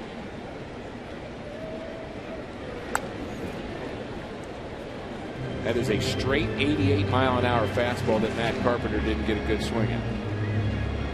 Isn't that amazing? I mean, 88 to 103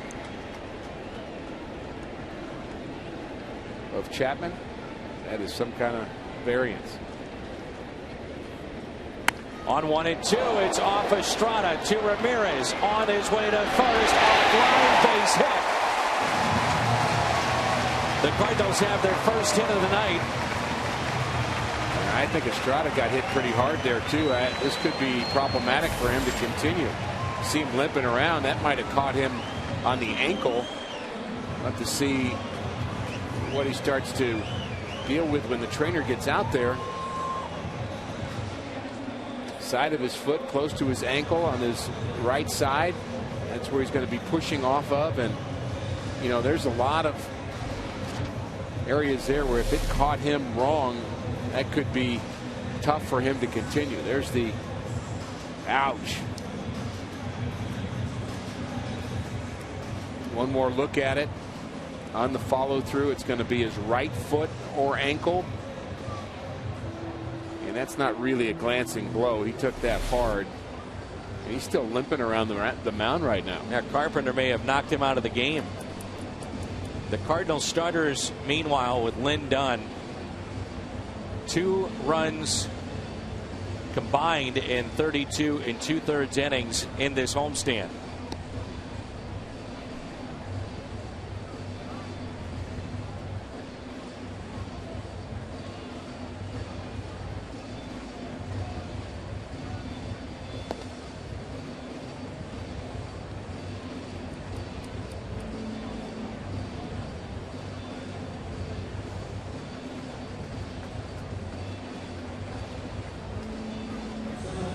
They may let him go a little bit, but if you're the Milwaukee Brewers, why let him go much longer?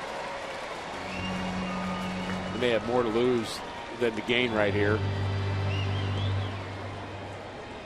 And you have a sense that that kind of injury might swell up a bit. One more look. The right foot. Maybe more the heel than the ankle.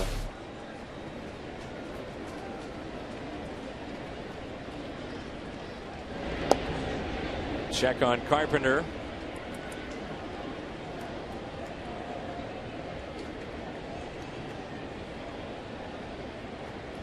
So 17 straight home games. Carpenter has reached base safely. Now it's Jay with Holiday on deck. Jay, liner out to left. And slipping again is Logan Schaefer. Remember, he slipped earlier in the game. Some of the turf coming up. That gets over his head. Carpenter scores easily. Put on the brakes. 1-0.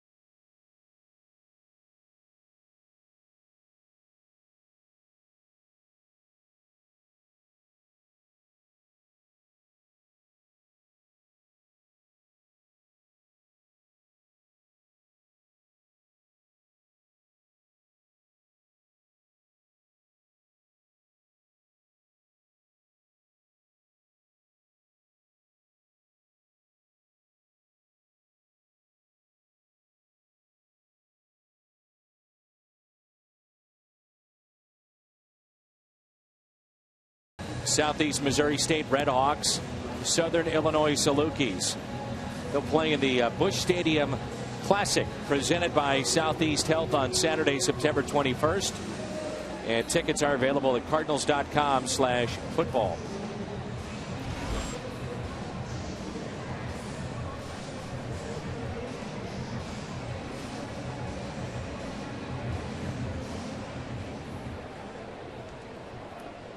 Chevy called the bullpen. Randy Choate, left-hander, 56 appearances, has had a very decent year.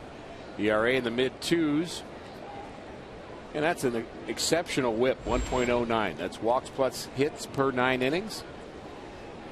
Very good number.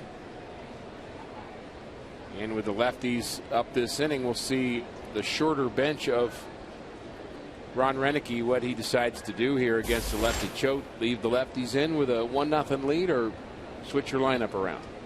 The first pitch is a slow roller and foul. Here's the dilemma with and I want to say he's a short bench. He just doesn't have the expanded roster bench that Mike Matheny has. There are times where you can switch your roster over and then switch them back later.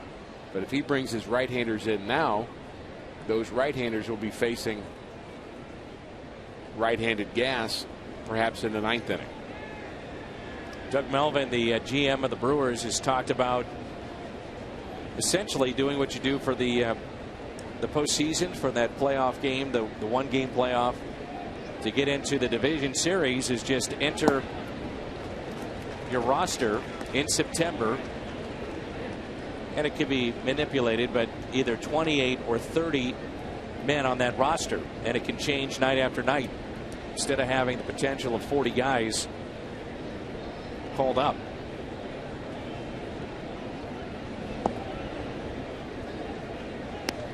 Bettencourt is on deck.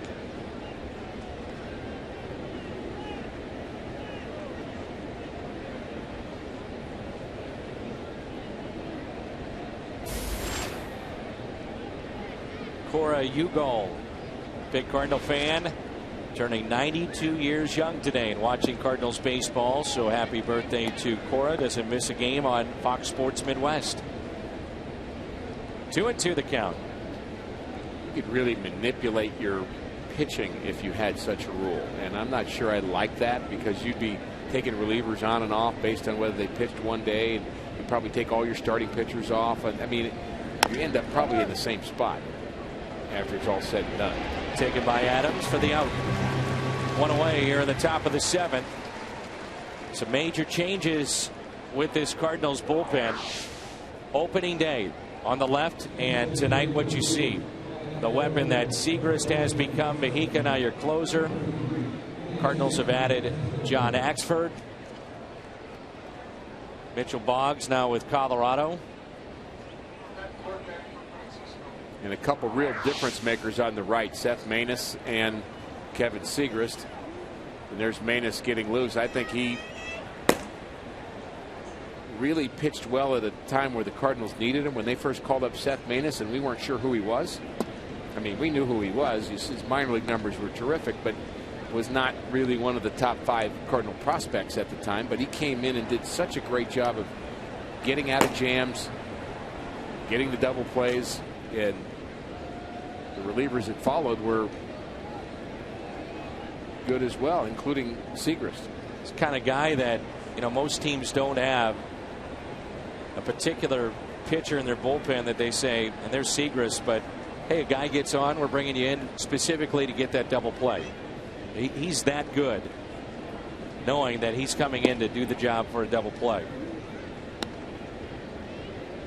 If Mejica, who did not look overly sharp last night, would be unavailable, you'd have Rosenthal as your closer. Segrist turns into the 8th inning man.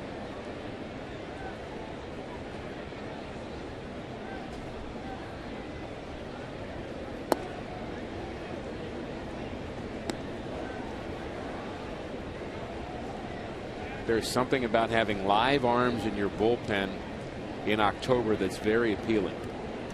You think about those moments in postseason play where you need the strikeout and that everybody's kind of on edge and amped up, and to have a guy like Carlos Martinez, I think he could be a difference maker for this team in October. Speaking of postseason, down to 18. The top postseason moments. Tune in at 6:30. Toyota Cardinals Live, and the countdown continues. 2011, Mark Zipchinski shut down Prince Fielder. That was a huge difference in the series with Milwaukee, and the kind of difference that a good lefty could make. Really neutralized the power of Fielder.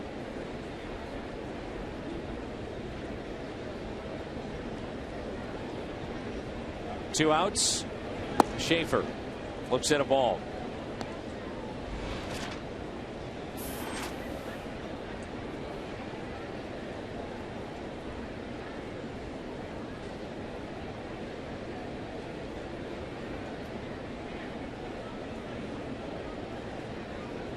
Here's a 1-0. Misses on the outside corner. So of the three left-handers, Ron Renneke decides to just make a switch with one of them and go to the right-handed batting Betancourt, who just bounced out. And that way, if those guys again come up in the ninth inning in an RBI situation, you're not stuck with righty against righty at that point, which could be Manus, could be Rosenthal. So, and a ground ball. He's betting that's going to become important in the ninth inning. Time to stretch. Good work by Randy Choate. Part of the lineup coming up for St. Louis.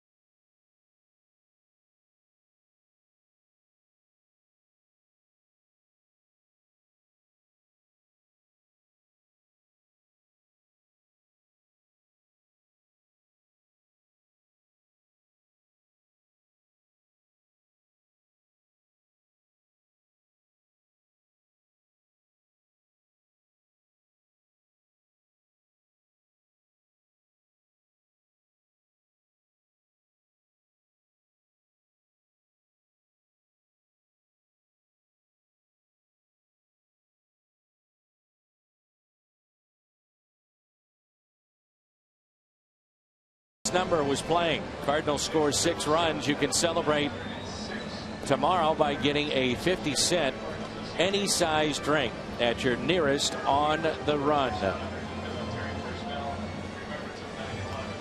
It's Holiday, Beltran, and Matt Adams against Marco Estrada. Estrada has allowed 1 base hit.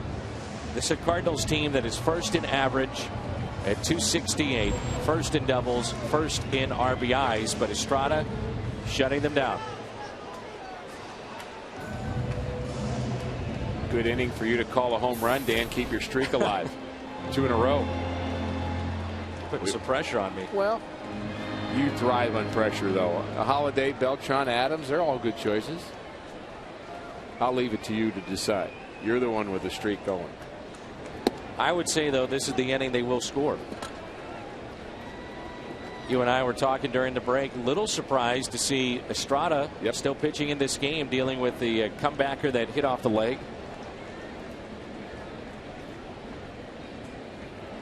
Ron Renneke certainly knows his personnel, but you just wonder what the upside is.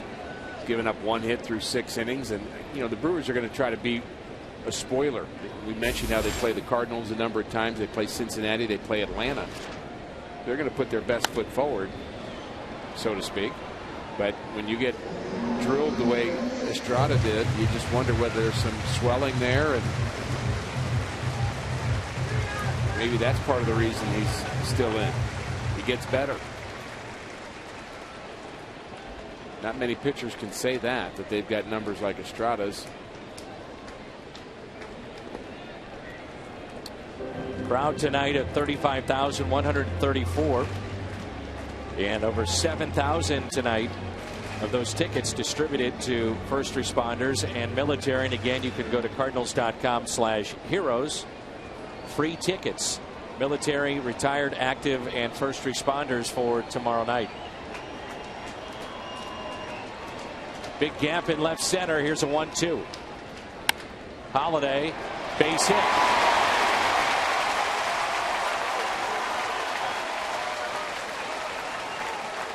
That may get the bullpen active now.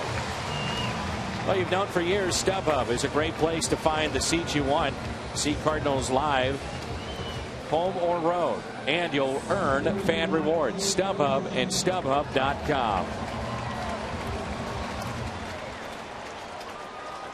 Holiday had hit Estrada well in the past. Daniel Descalzo and he probably better than anybody on this Cardinal lineup tonight.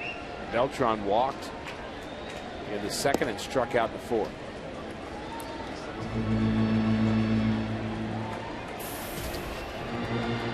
Well, Beltran, I will say this. He's due.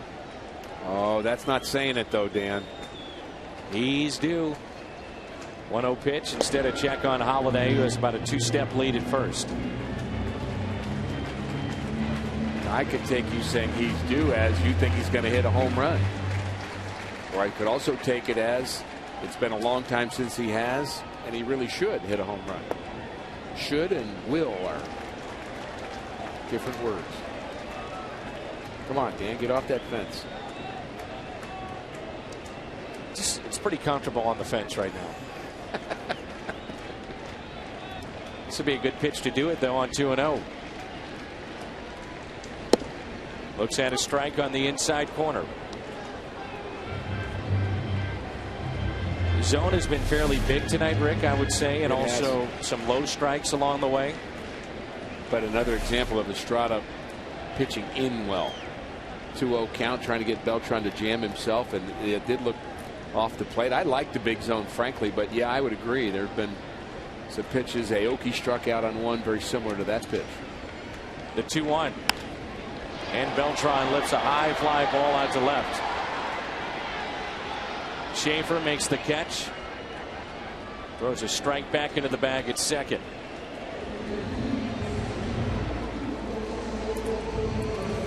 One away, and it brings in Adams.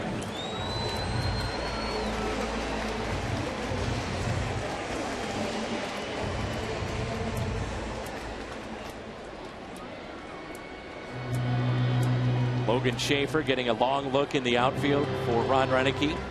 Byproduct of the suspension abroad, to see somebody stepping up to be a fourth outfielder next year.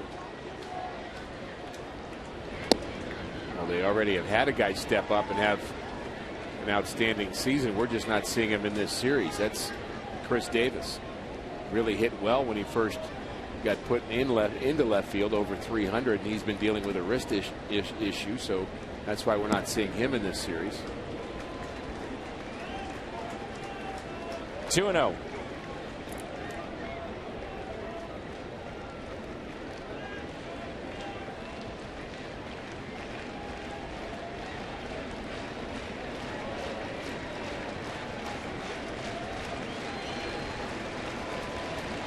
Pitch.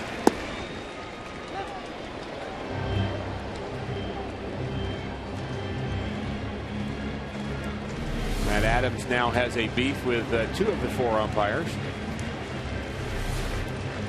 Lost a hit earlier and lost a strike there. Still a hitter's count, 2-1.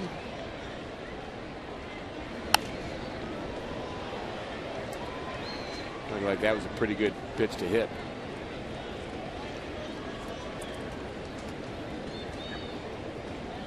The Cardinals are 11-3 this year against the Brewers. Ties their win total of 2005 against Milwaukee.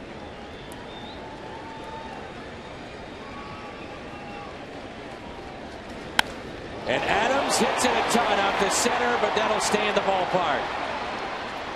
Not quite enough left. Gomez makes the catch, and back to first goes Holiday. That's a good at bat right there. He just missed it.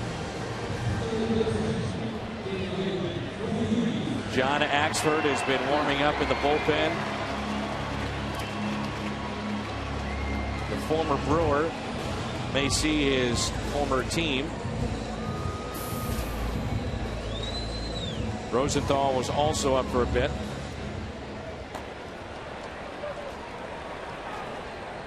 And Trevor's wife is due to give birth any day.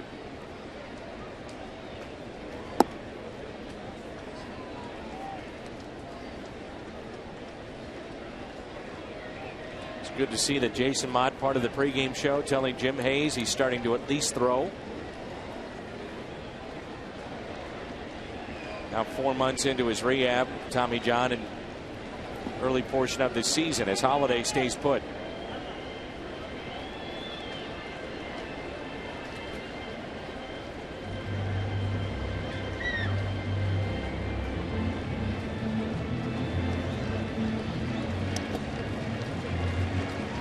Vaughn has been very active in the community with his time away from the ball club.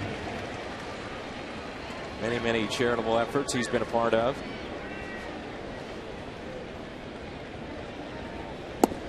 Right down the middle to David Freese, 2-1.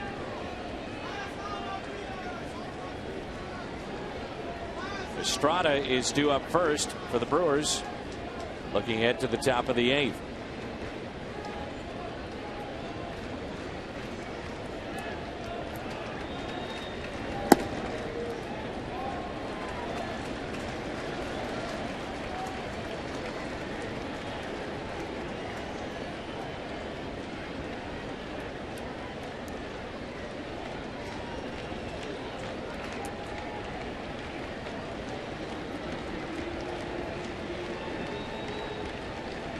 Three-one pitch to David Freese. Here it comes. And he walked him.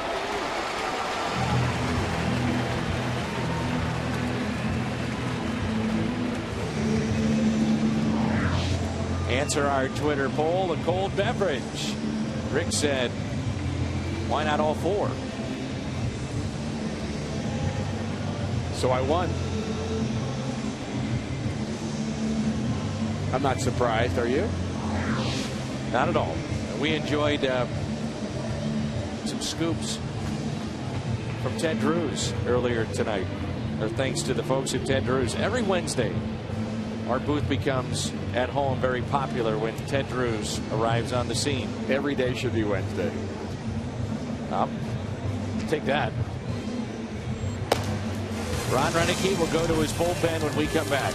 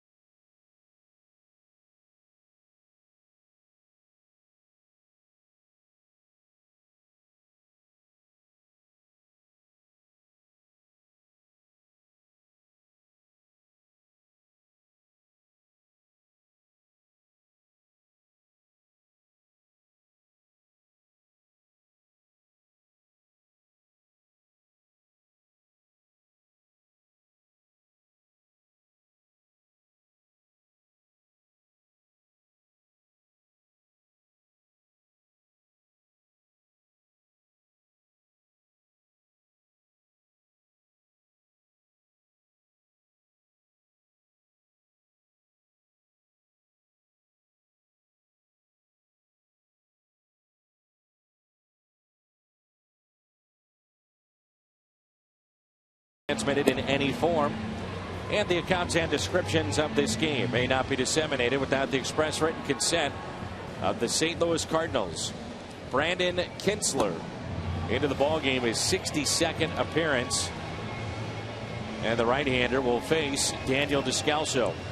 Cardinals got to him in Milwaukee when we saw him there, but he came back the next night, pitched well. He's been a very durable and, I would say, good part of their bullpen, and they've had bullpen problems. There's no doubt about that. Their closer kind of has come out of nowhere. Their rookie closer, Jim Henderson, has 24 saves. But this club has a lot of work to do between now and next spring training, trying to figure out what pieces work, where do they start, what do they kind of start over with, who's ready in their minor leagues, where do you spend money. I mean, there's a lot of decisions they have to make. How do they deal with their left fielder? Is he the same player when he comes back? Minor league system not considered an upper echelon, upper tier minor league system right now. Just the second time tonight the Cardinals have a runner at second base. Descalso looks at strike one. Daniel tonight is lined out. And then a very good play by Scooter Gennett robbed him of a base hit back in the fifth, over 2. More confidence here with the right-hander facing Descalso than bringing in a lefty to face a right-handed pinch hitter off the Cardinals bench. Descalso, that's fair. We are tied. Holiday being waved in, and Daniel comes through here in the 7th. 1-1.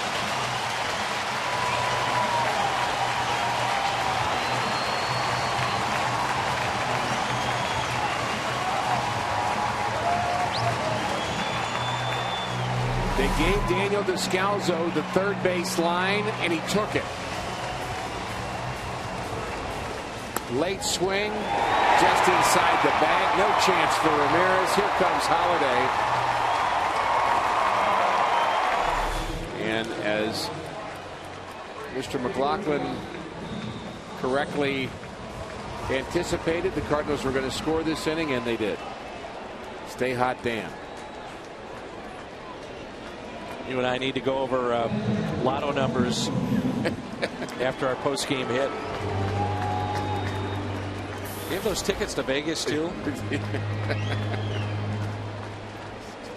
Here's Tony Cruz lined out. Good play by Gomez last time up. Go ahead run is Cosma now at second base. Pete Cosma pinch running for David Freese. Way to go, Daniel Descalso. Colton Wong has moved to the on-deck circle, and the crowd now into it.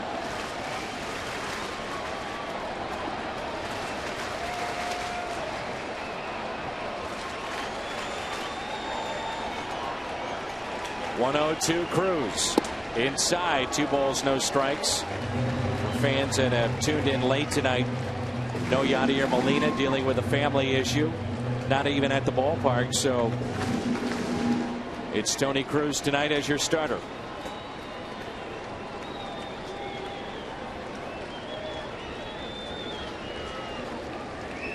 And a chance to do some damage here.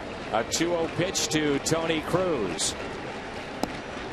Kinsler relieved Marco Estrada on the 19th of August in Milwaukee.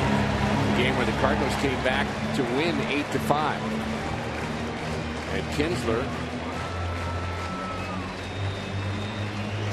gave up 6 hits in that 8th inning.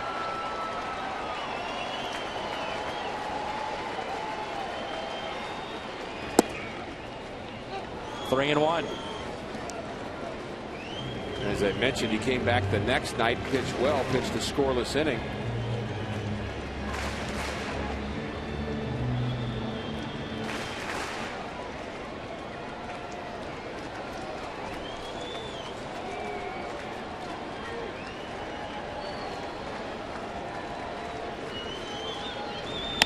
Cruz hits a liner to third.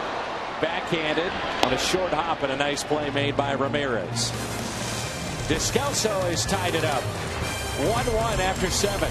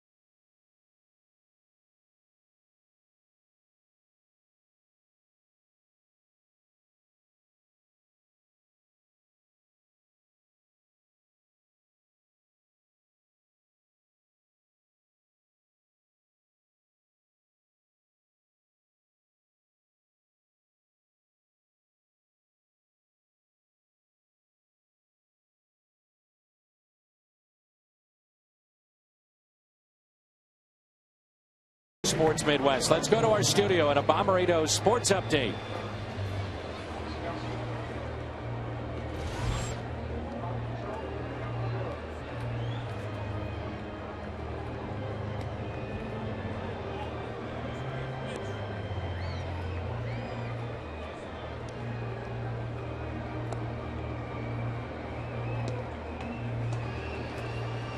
All right, Pat, thanks. Great job as always. Descalso shifting to third base now. Cosma stays in the game, and Daniel is our Nissan driver of the game, as you talked about, Rick. They gave him that third base line. He just takes it right up the line and ties this game up. That late swing, you wonder whether he was actually trying to push the ball over there with Ramirez way off the line. Whether he was trying or not, very successful at bat. Good at bat by Descalso. And now it's our Chevy call to the bullpen, Trevor Rosenthal. 96 strikeouts out of the bullpen. Big number, I'd say.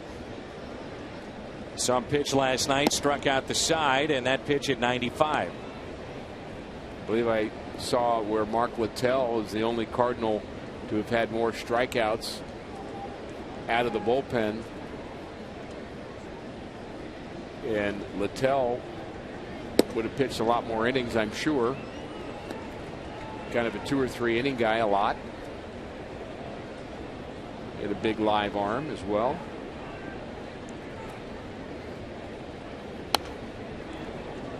Two balls, one strike on Halton. Came into the ball game, took over at first base, and now in the 9th spot in the lineup for Milwaukee. It's Halton, Aoki, and Segura. I mean, there is nothing fancy about Trevor Rosenthal. He just rears back and says, here you go. 2-2.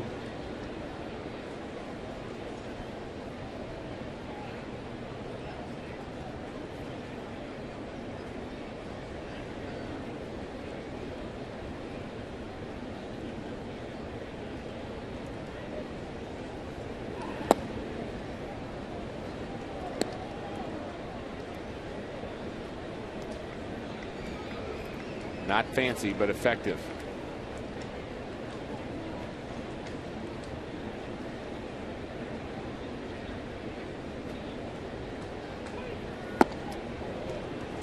Leadoff walk. May not see Rosenthal tomorrow. In baseball, the rule that you can leave the club, the paternity leave for the ball players, and that may be the case tomorrow. Time will tell.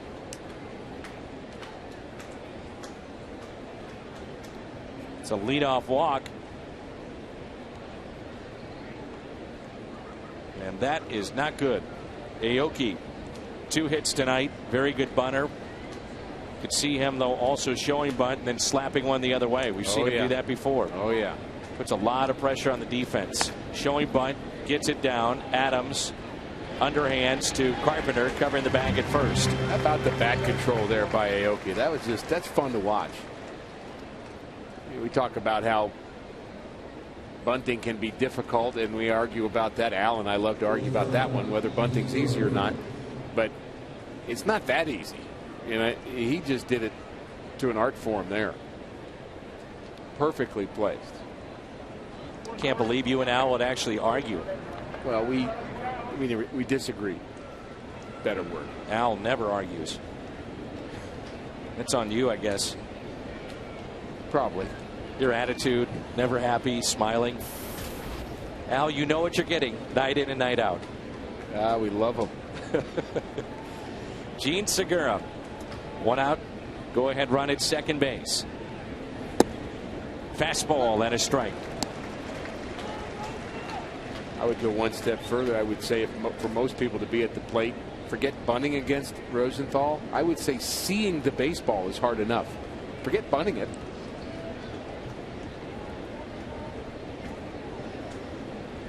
By the time it leaves his hand and gets to you, less than half a second. Another really good block there by Cruz. Done that a couple of times here tonight. Again, it starts with having the heart to move that lower half and slide to the right, work hard. You can't kind of just be nonchalant about it. Be running back to the screen. The Brewers have had their issues in their bullpen all season long. Ron Renneke with Kinsler and Henderson in tight games normally. Kinsler usually their 8th inning man. Brought him into the 7th. Cardinals and Descalso coming through. Tied up at 1-1, and here comes a big pitch in this game. 2-1 on Gene Segura. And a bit of a problem when you play the Brewers. They're a really good power team, so you have to play your outfield deep enough. In this kind of situation, you can't let the ball get over your head, so hard to position yourself to be able to throw the runner out at the plate. Lucroy on deck. 3-1 the count here on Segura. Lucroy has hit into a double play and struck out twice. Be careful here. Outfield defense we're talking about. You have to respect the power of Segura. He has 12 home runs. Very good young player. He's tailed off a bit from when we saw him last, but still having a big year.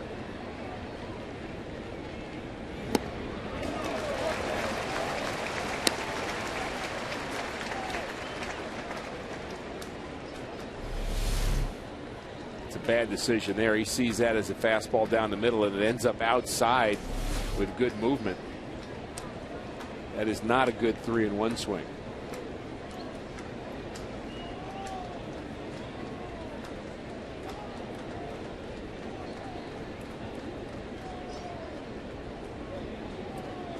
Cosma trying to keep the runner close on 3-1, or rather 3-2. He strikes out Segura. He may have chased ball 4 twice. There's no question. But we know he chased the first one, and that one is about ankle high. 97 strikeouts. 3rd most strikeouts in relief in the National League. Kenley Jansen with the Dodgers. Chapman. Those are power closers there.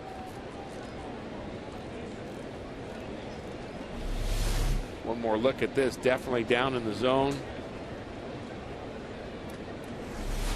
Over anxious in that at bat. Segura trying to be a hero. Good cut by Lucroy. Strike 1. Got to believe he just didn't see the ball well. Makes you think the way that he was swinging there. He's too good of a hitter to look like that.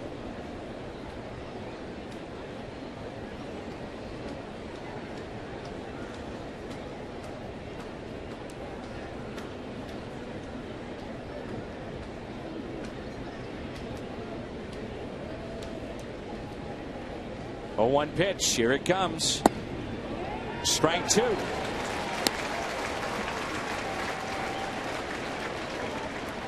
Cardinals will have a pinch hitter due up, then Carpenter and Jay.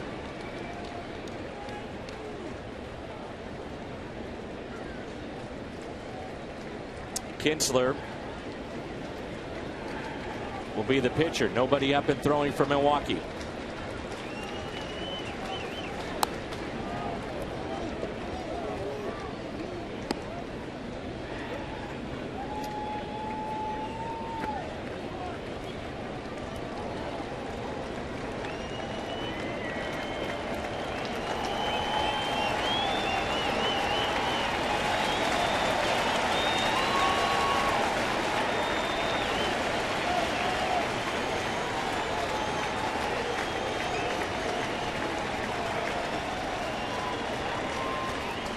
What's he come with here on 0-2? He's liked his fastball this outing, this inning. Up the middle, Kozma to his left. Makes the play. Scoreless inning for Trevor Rosenthal.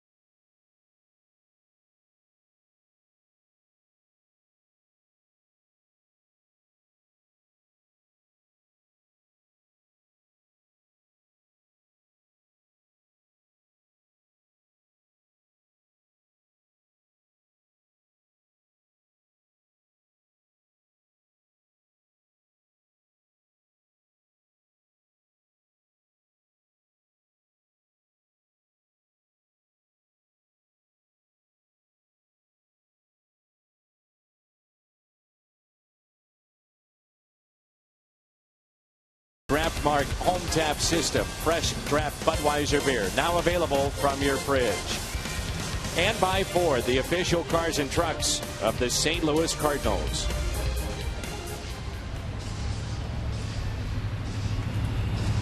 Beautiful night here in downtown St. Louis. Glad that you're with us. Daniel Descalso, bottom of the 7th. Tied the game up. Colton Wong will be the pinch hitter. It'll be Wong. And then we'll see the top of the lineup for the Cardinals in Carpenter and Jay. They do have two lefties in their pen, Tom Gorzolani and Mike Gonzalez. But as I mentioned before, Ron Renneke here late season has gone with this right-hander, Kinsler and Henderson in tight ball games.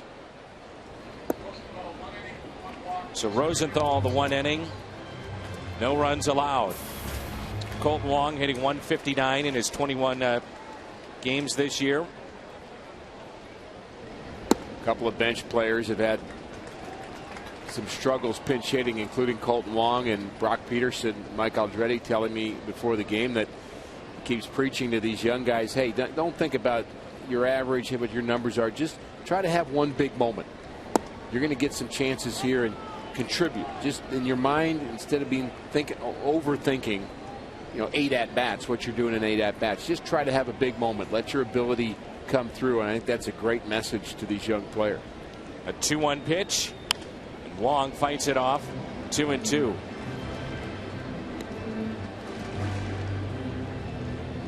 Adrian Chambers has had a moment already off the Cardinals bench. He had a game winner against Pittsburgh Pirates.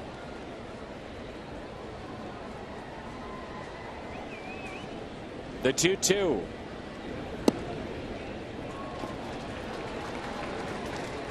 Wong's speed becomes a factor in this game if he gets aboard.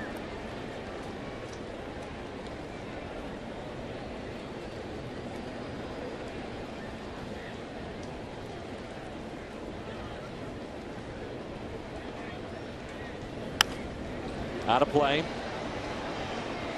And you wonder what his speed might mean to getting some action in October. Makes him an intriguing choice. Sure does. I mean, Billy Hamilton clearly is a difference maker right now with Cincinnati. Not saying that Wong is Billy Hamilton. However, he does give the Cardinals threat of speed. Wong hits it sharply to second. Backhanded very nicely there by Scooter Gennett.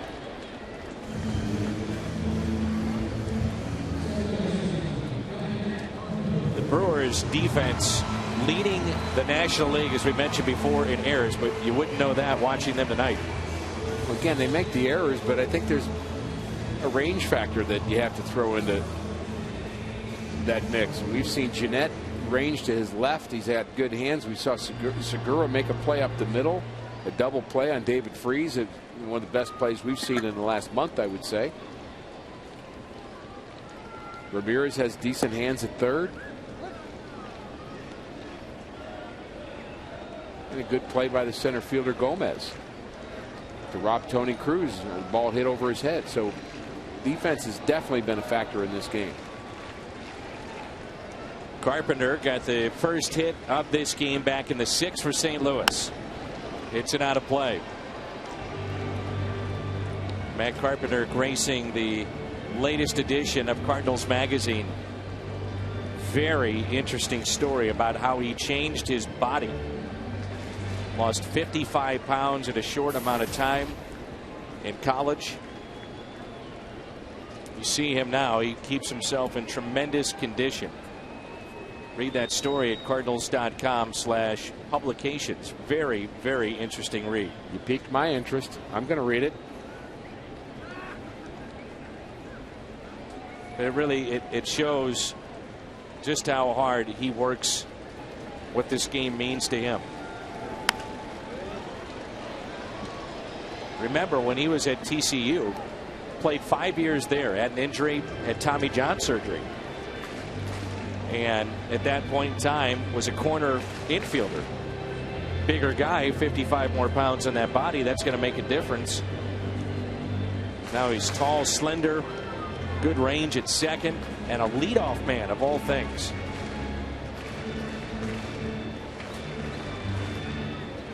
Young hitters sometimes have to discover their best path. Is it the power path or the gap hitter path?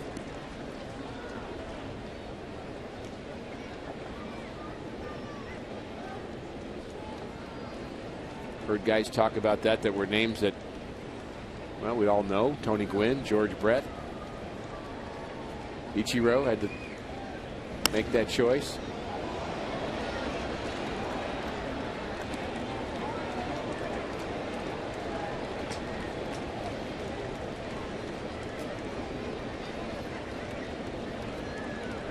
One and two the count with one out, nobody on.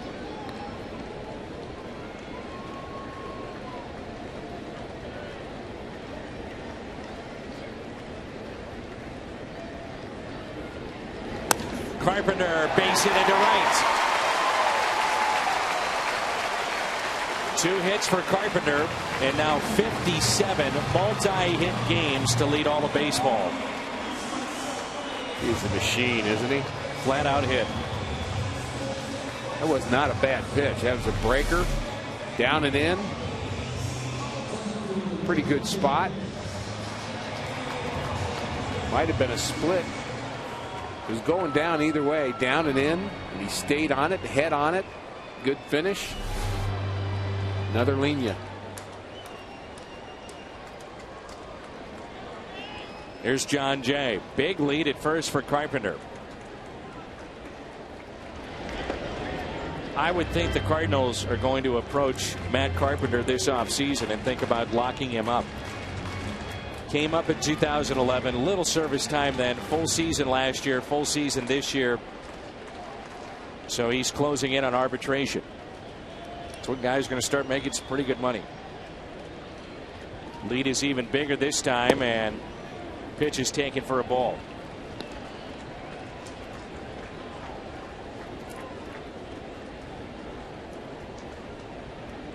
You really get the good insight in that article. Tom Klein and Gabe Kiley, Steve Zesh put together the Cardinals magazine, and interesting read on Matt Carpenter.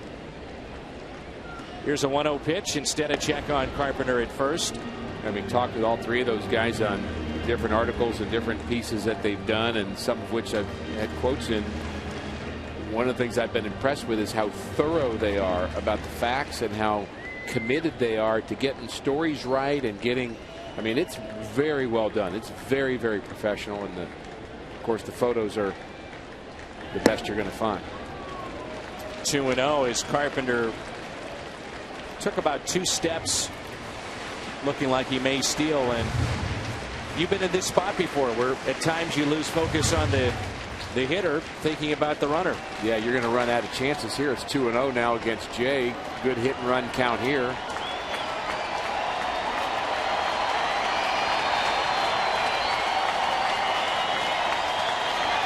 Kinsler knows that, so the concentration's still on first. Well, it's one of those things, if you throw home and you don't pay attention to them, they'll yell at you for not paying attention to them. And then if you pay too much attention to them, make a bad pitch home. I mean, you really have to have good split attention if you're the pitcher at this point in time, because it is a good running count.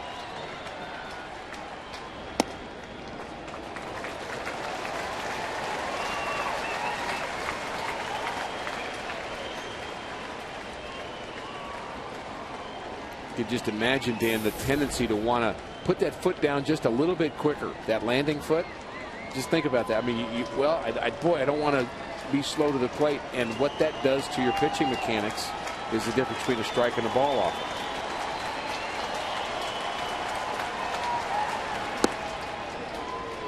3-1. All right, I think he's going now.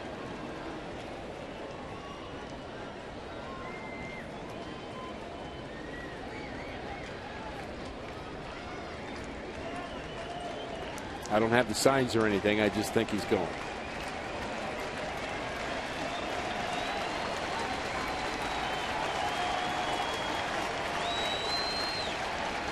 Not going, and it's 3-2. I mean, now. On this pitch.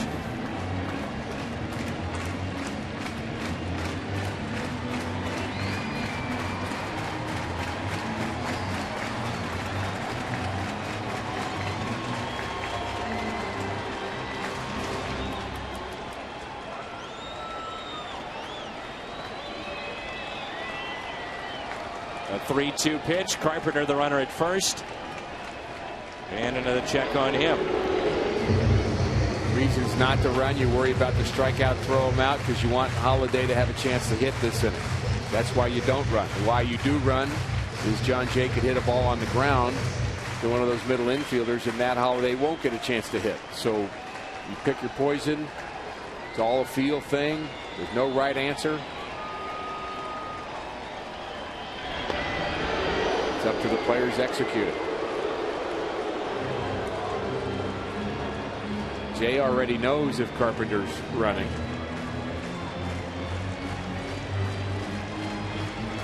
Carpenter knows if Carpenter's running.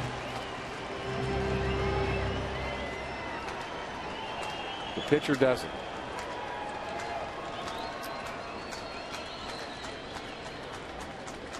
There he goes, and it's hit out of play.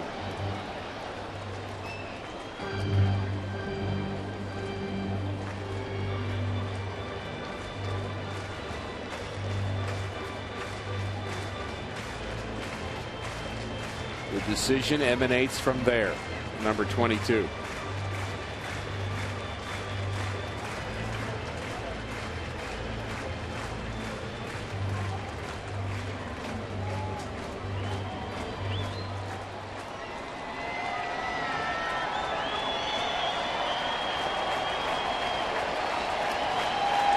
A 3-2 pitch again. Foul ball.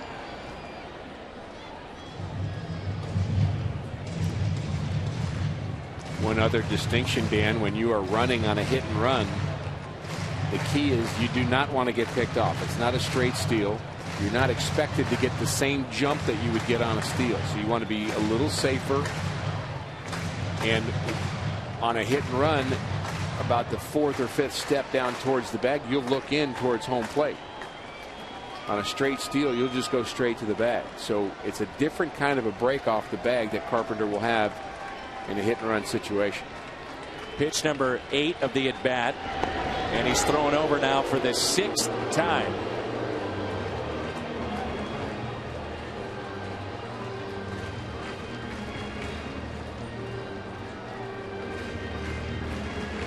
Matt Carpenter at first base with 1 out.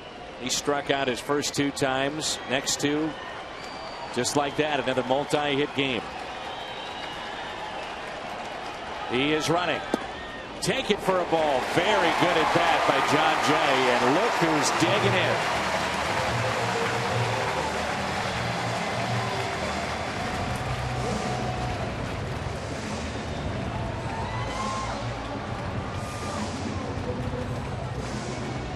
Matt Holliday has driven in Matt Carpenter 27 times this year. 27.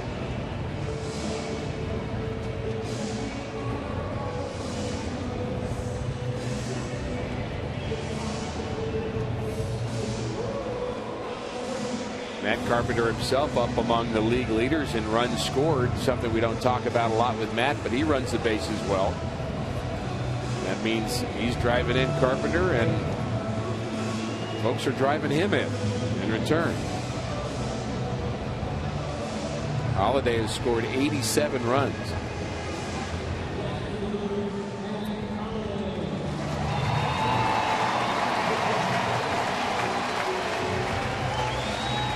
Puts him 6th in the National League in that department. So Holliday tonight 1 for 3, the 81 RBIs, 9th best overall.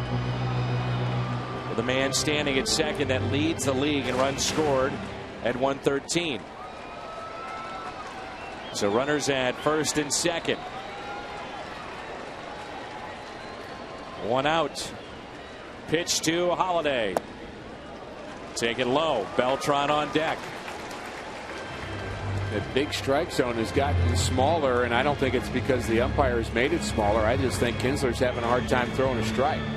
Picking a little bit. And the Cardinals are laying off Kinsler better than they did against Estrada. They chased on him a little bit more. 1-0 pitch to Holliday. Here it is. Holliday bounces it left side. Off the glove of Segura. Bases loaded for Beltran.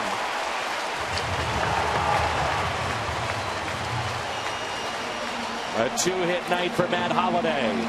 The familiar intro music for Carlos Beltran. And 35,000 plus, most of them now on their feet. Could have been better, but it's still good. Segura saves a run by getting a glove on it and keeping the ball close enough to him to keep Carpenter from scoring. Nice at bat by Holliday. Ron Renicky goes to his bullpen when we come back. Bases loaded. Beltran due up.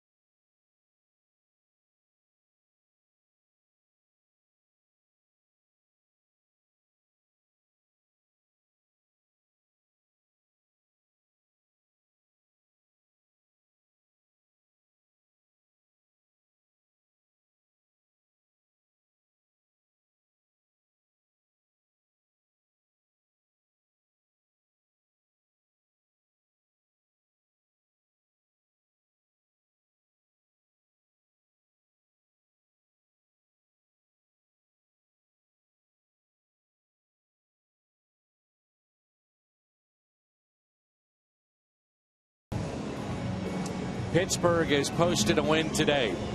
Cincinnati has posted a win today. The Cardinals have the bases loaded. They'll turn Carlos Beltran to his weaker side of the two, and he will face Mike Gonzalez. Chevy called to the pin. We saw Gonzalez last night. He's got the crazy mechanics. Veteran pitcher from the left side. There's your situation. Carpenter, Jay, Holiday, the runners. Beltran's career numbers with the bases loaded include 10 grand slams. I'd settle for something less than that.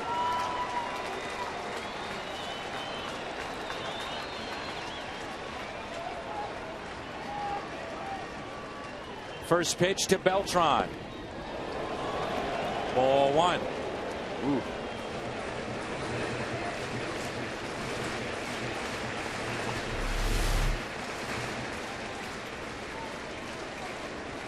That almost got over the shoulder of Lucroy. You can kind of see that live. It just looked like it had a funny hop, and I mean inches away from going over that right shoulder. 1-0 pitch. Beltran, little weak swing. That is foul as he was tied up. 1 ball, 1 strike. Against Mike Gonzalez, if you're wondering. Beltran 2 for 13. No RBIs. He does have a double.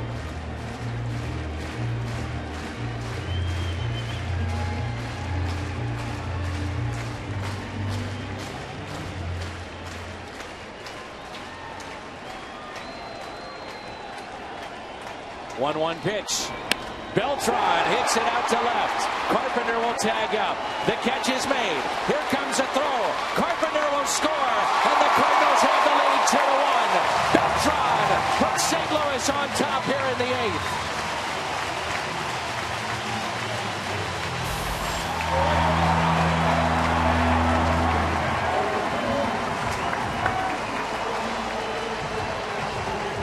RBI number 76 for Beltran, and look who scored again, Matt Carpenter.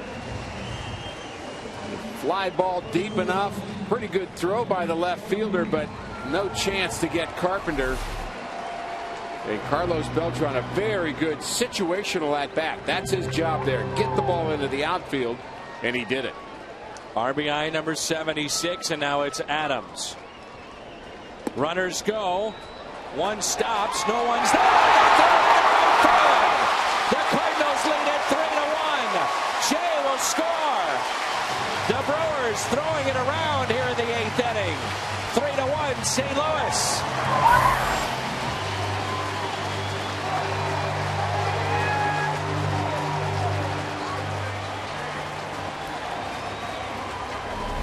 John Jay gets a good jump. Holiday does not, so he tries to scamper back to the bag. And Lucroy sees that he can't get Jay, but he tries Holiday.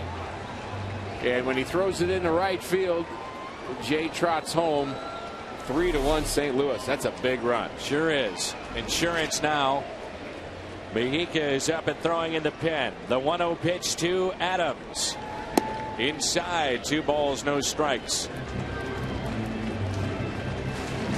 Wonder if the shift came into play with that double steal.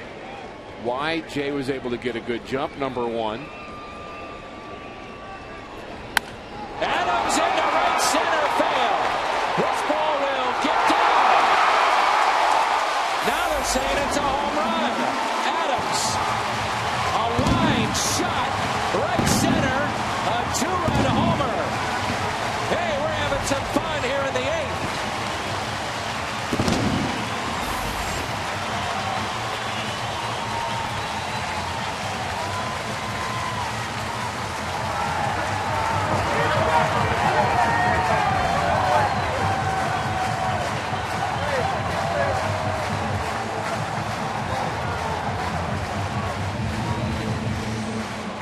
Adams off a lefty, no less.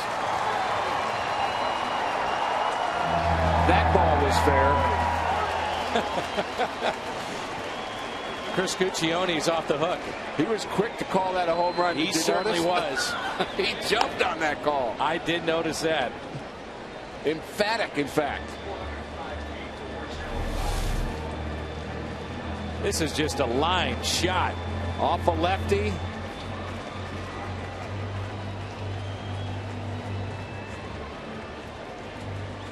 And over the wall. The bench reacts. Up and into Cosma. 5-1 St. Louis here in the home half of the 8th. 6th inning, and after this series, the Cardinals 12 hits, 9 runs, no hits through 5 in the first 2 games.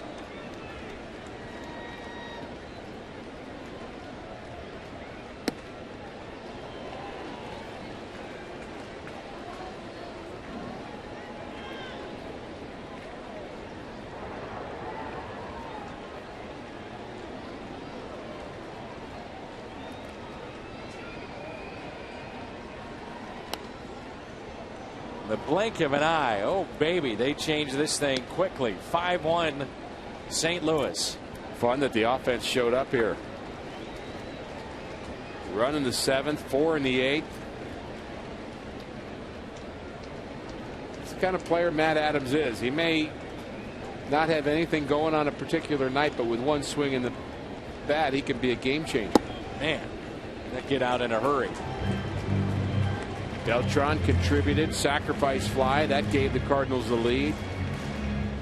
But who got things going? Who was the igniter? Who made it happen really? In my mind, it's Matt Carpenter. The strikeout of Cosma. Big inning for St. Louis. They put up 4. Axford coming on when we come back. Cardinals on top 5-1.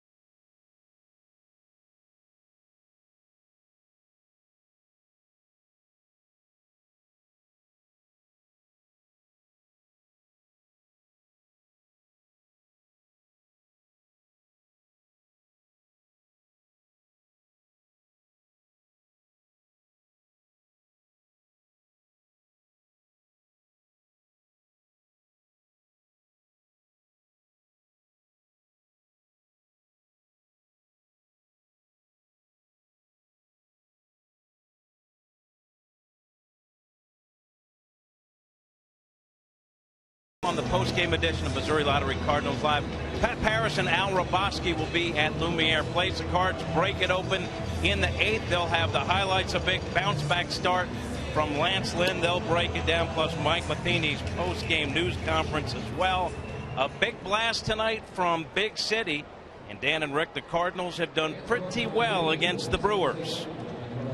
No doubt, Jim, looking at the head-to-head the last 2 seasons, the Cardinals 20-9 and hitting close to 300 with 89 extra base hits.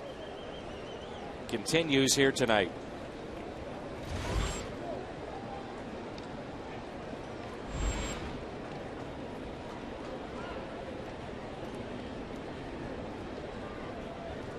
So Axford getting the call against his former team. And John was talking about it the other day prior to this series. Our Chevy called to the pen. So the best thing for him was the change of scenery. And he said, I'm very thankful for what Milwaukee did for me and my family. Gave me a shot, tried to make the most of it. Sometimes you just need a new start. And that's what he said. I needed a fresh start. I've got one now here in St. Louis. We've changed some things mechanically. And it seems to be the right fit. Speaking of new start, the best thing that's happened tonight is Lance Lynn. You look at this Cardinal offensive explosion here in the 7th and 8th, but I still say big picture, the most important contribution today was Lance Lynn being very solid in this start. He went 6 innings, gave up 1 unearned run, just 5 hits with 10 strikeouts. And boy, that's something that Derek Lilliquist, Mike Matheny could have only hoped for when they came to the ballpark today. Swing and a miss on a 97-mile-an-hour fastball.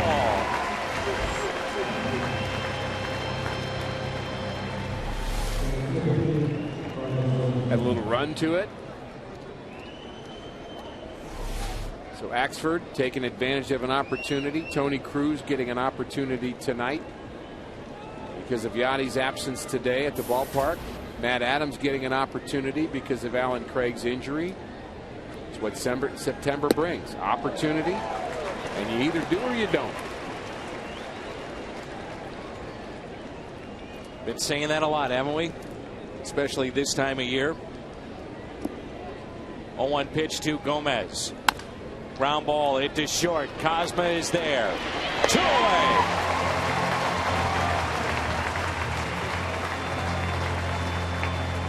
Player of the game presented by Budweiser. Matt Adams 1 for 3 tonight. A walk and a 2-run shot moments ago in the bottom of the 8th. Boy, this team has been fun to watch here down the stretch, especially this homestand. And the fans are responding.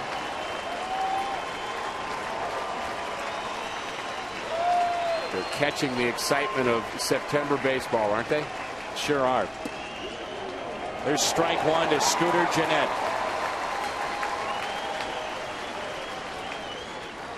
We are too.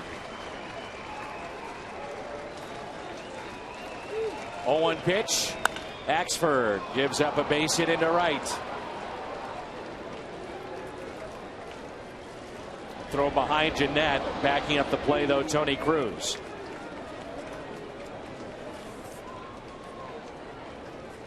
Gendo will be the pinch hitter.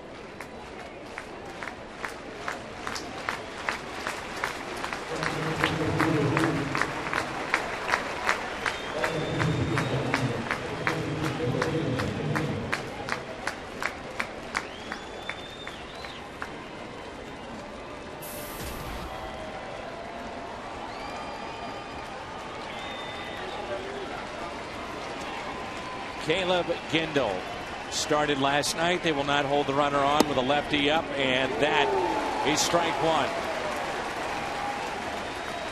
The Cardinals 2 strikes away. 2 strikes away from win number 85. 1 strike away from win number 85. Gennett advancing to second base on the play. No stolen base.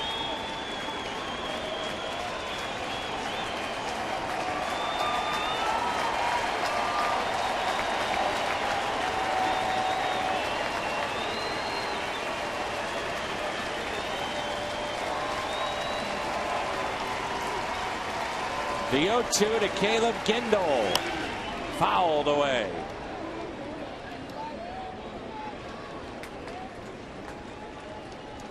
Cardinals lock this down, Dan. That 85th win puts them 25 games over 500, which is their high water mark of the season. Been there a couple of different times. Playing very, very well in this homestand. Got him! Axford against his former team as Cruz fires to first. That is a Cardinal winner tonight thanks to Big Matt Adams. Abbotsford. Cruz. The Cardinals hold on. 5-1. Outstanding start for Lance Lynn. Does not pick up the victory. Not in this game, but he picks up a different kind of victory. He has really reestablished himself in that Cardinal rotation with a 10 strikeout performance here tonight. Actually, this was a really good game to watch, Dan, from beginning to end. The Cardinal bats were silent for a long time, but finally came through. Those bats highlighted in the 8th inning with this line shot from Matt Adams. Post game next.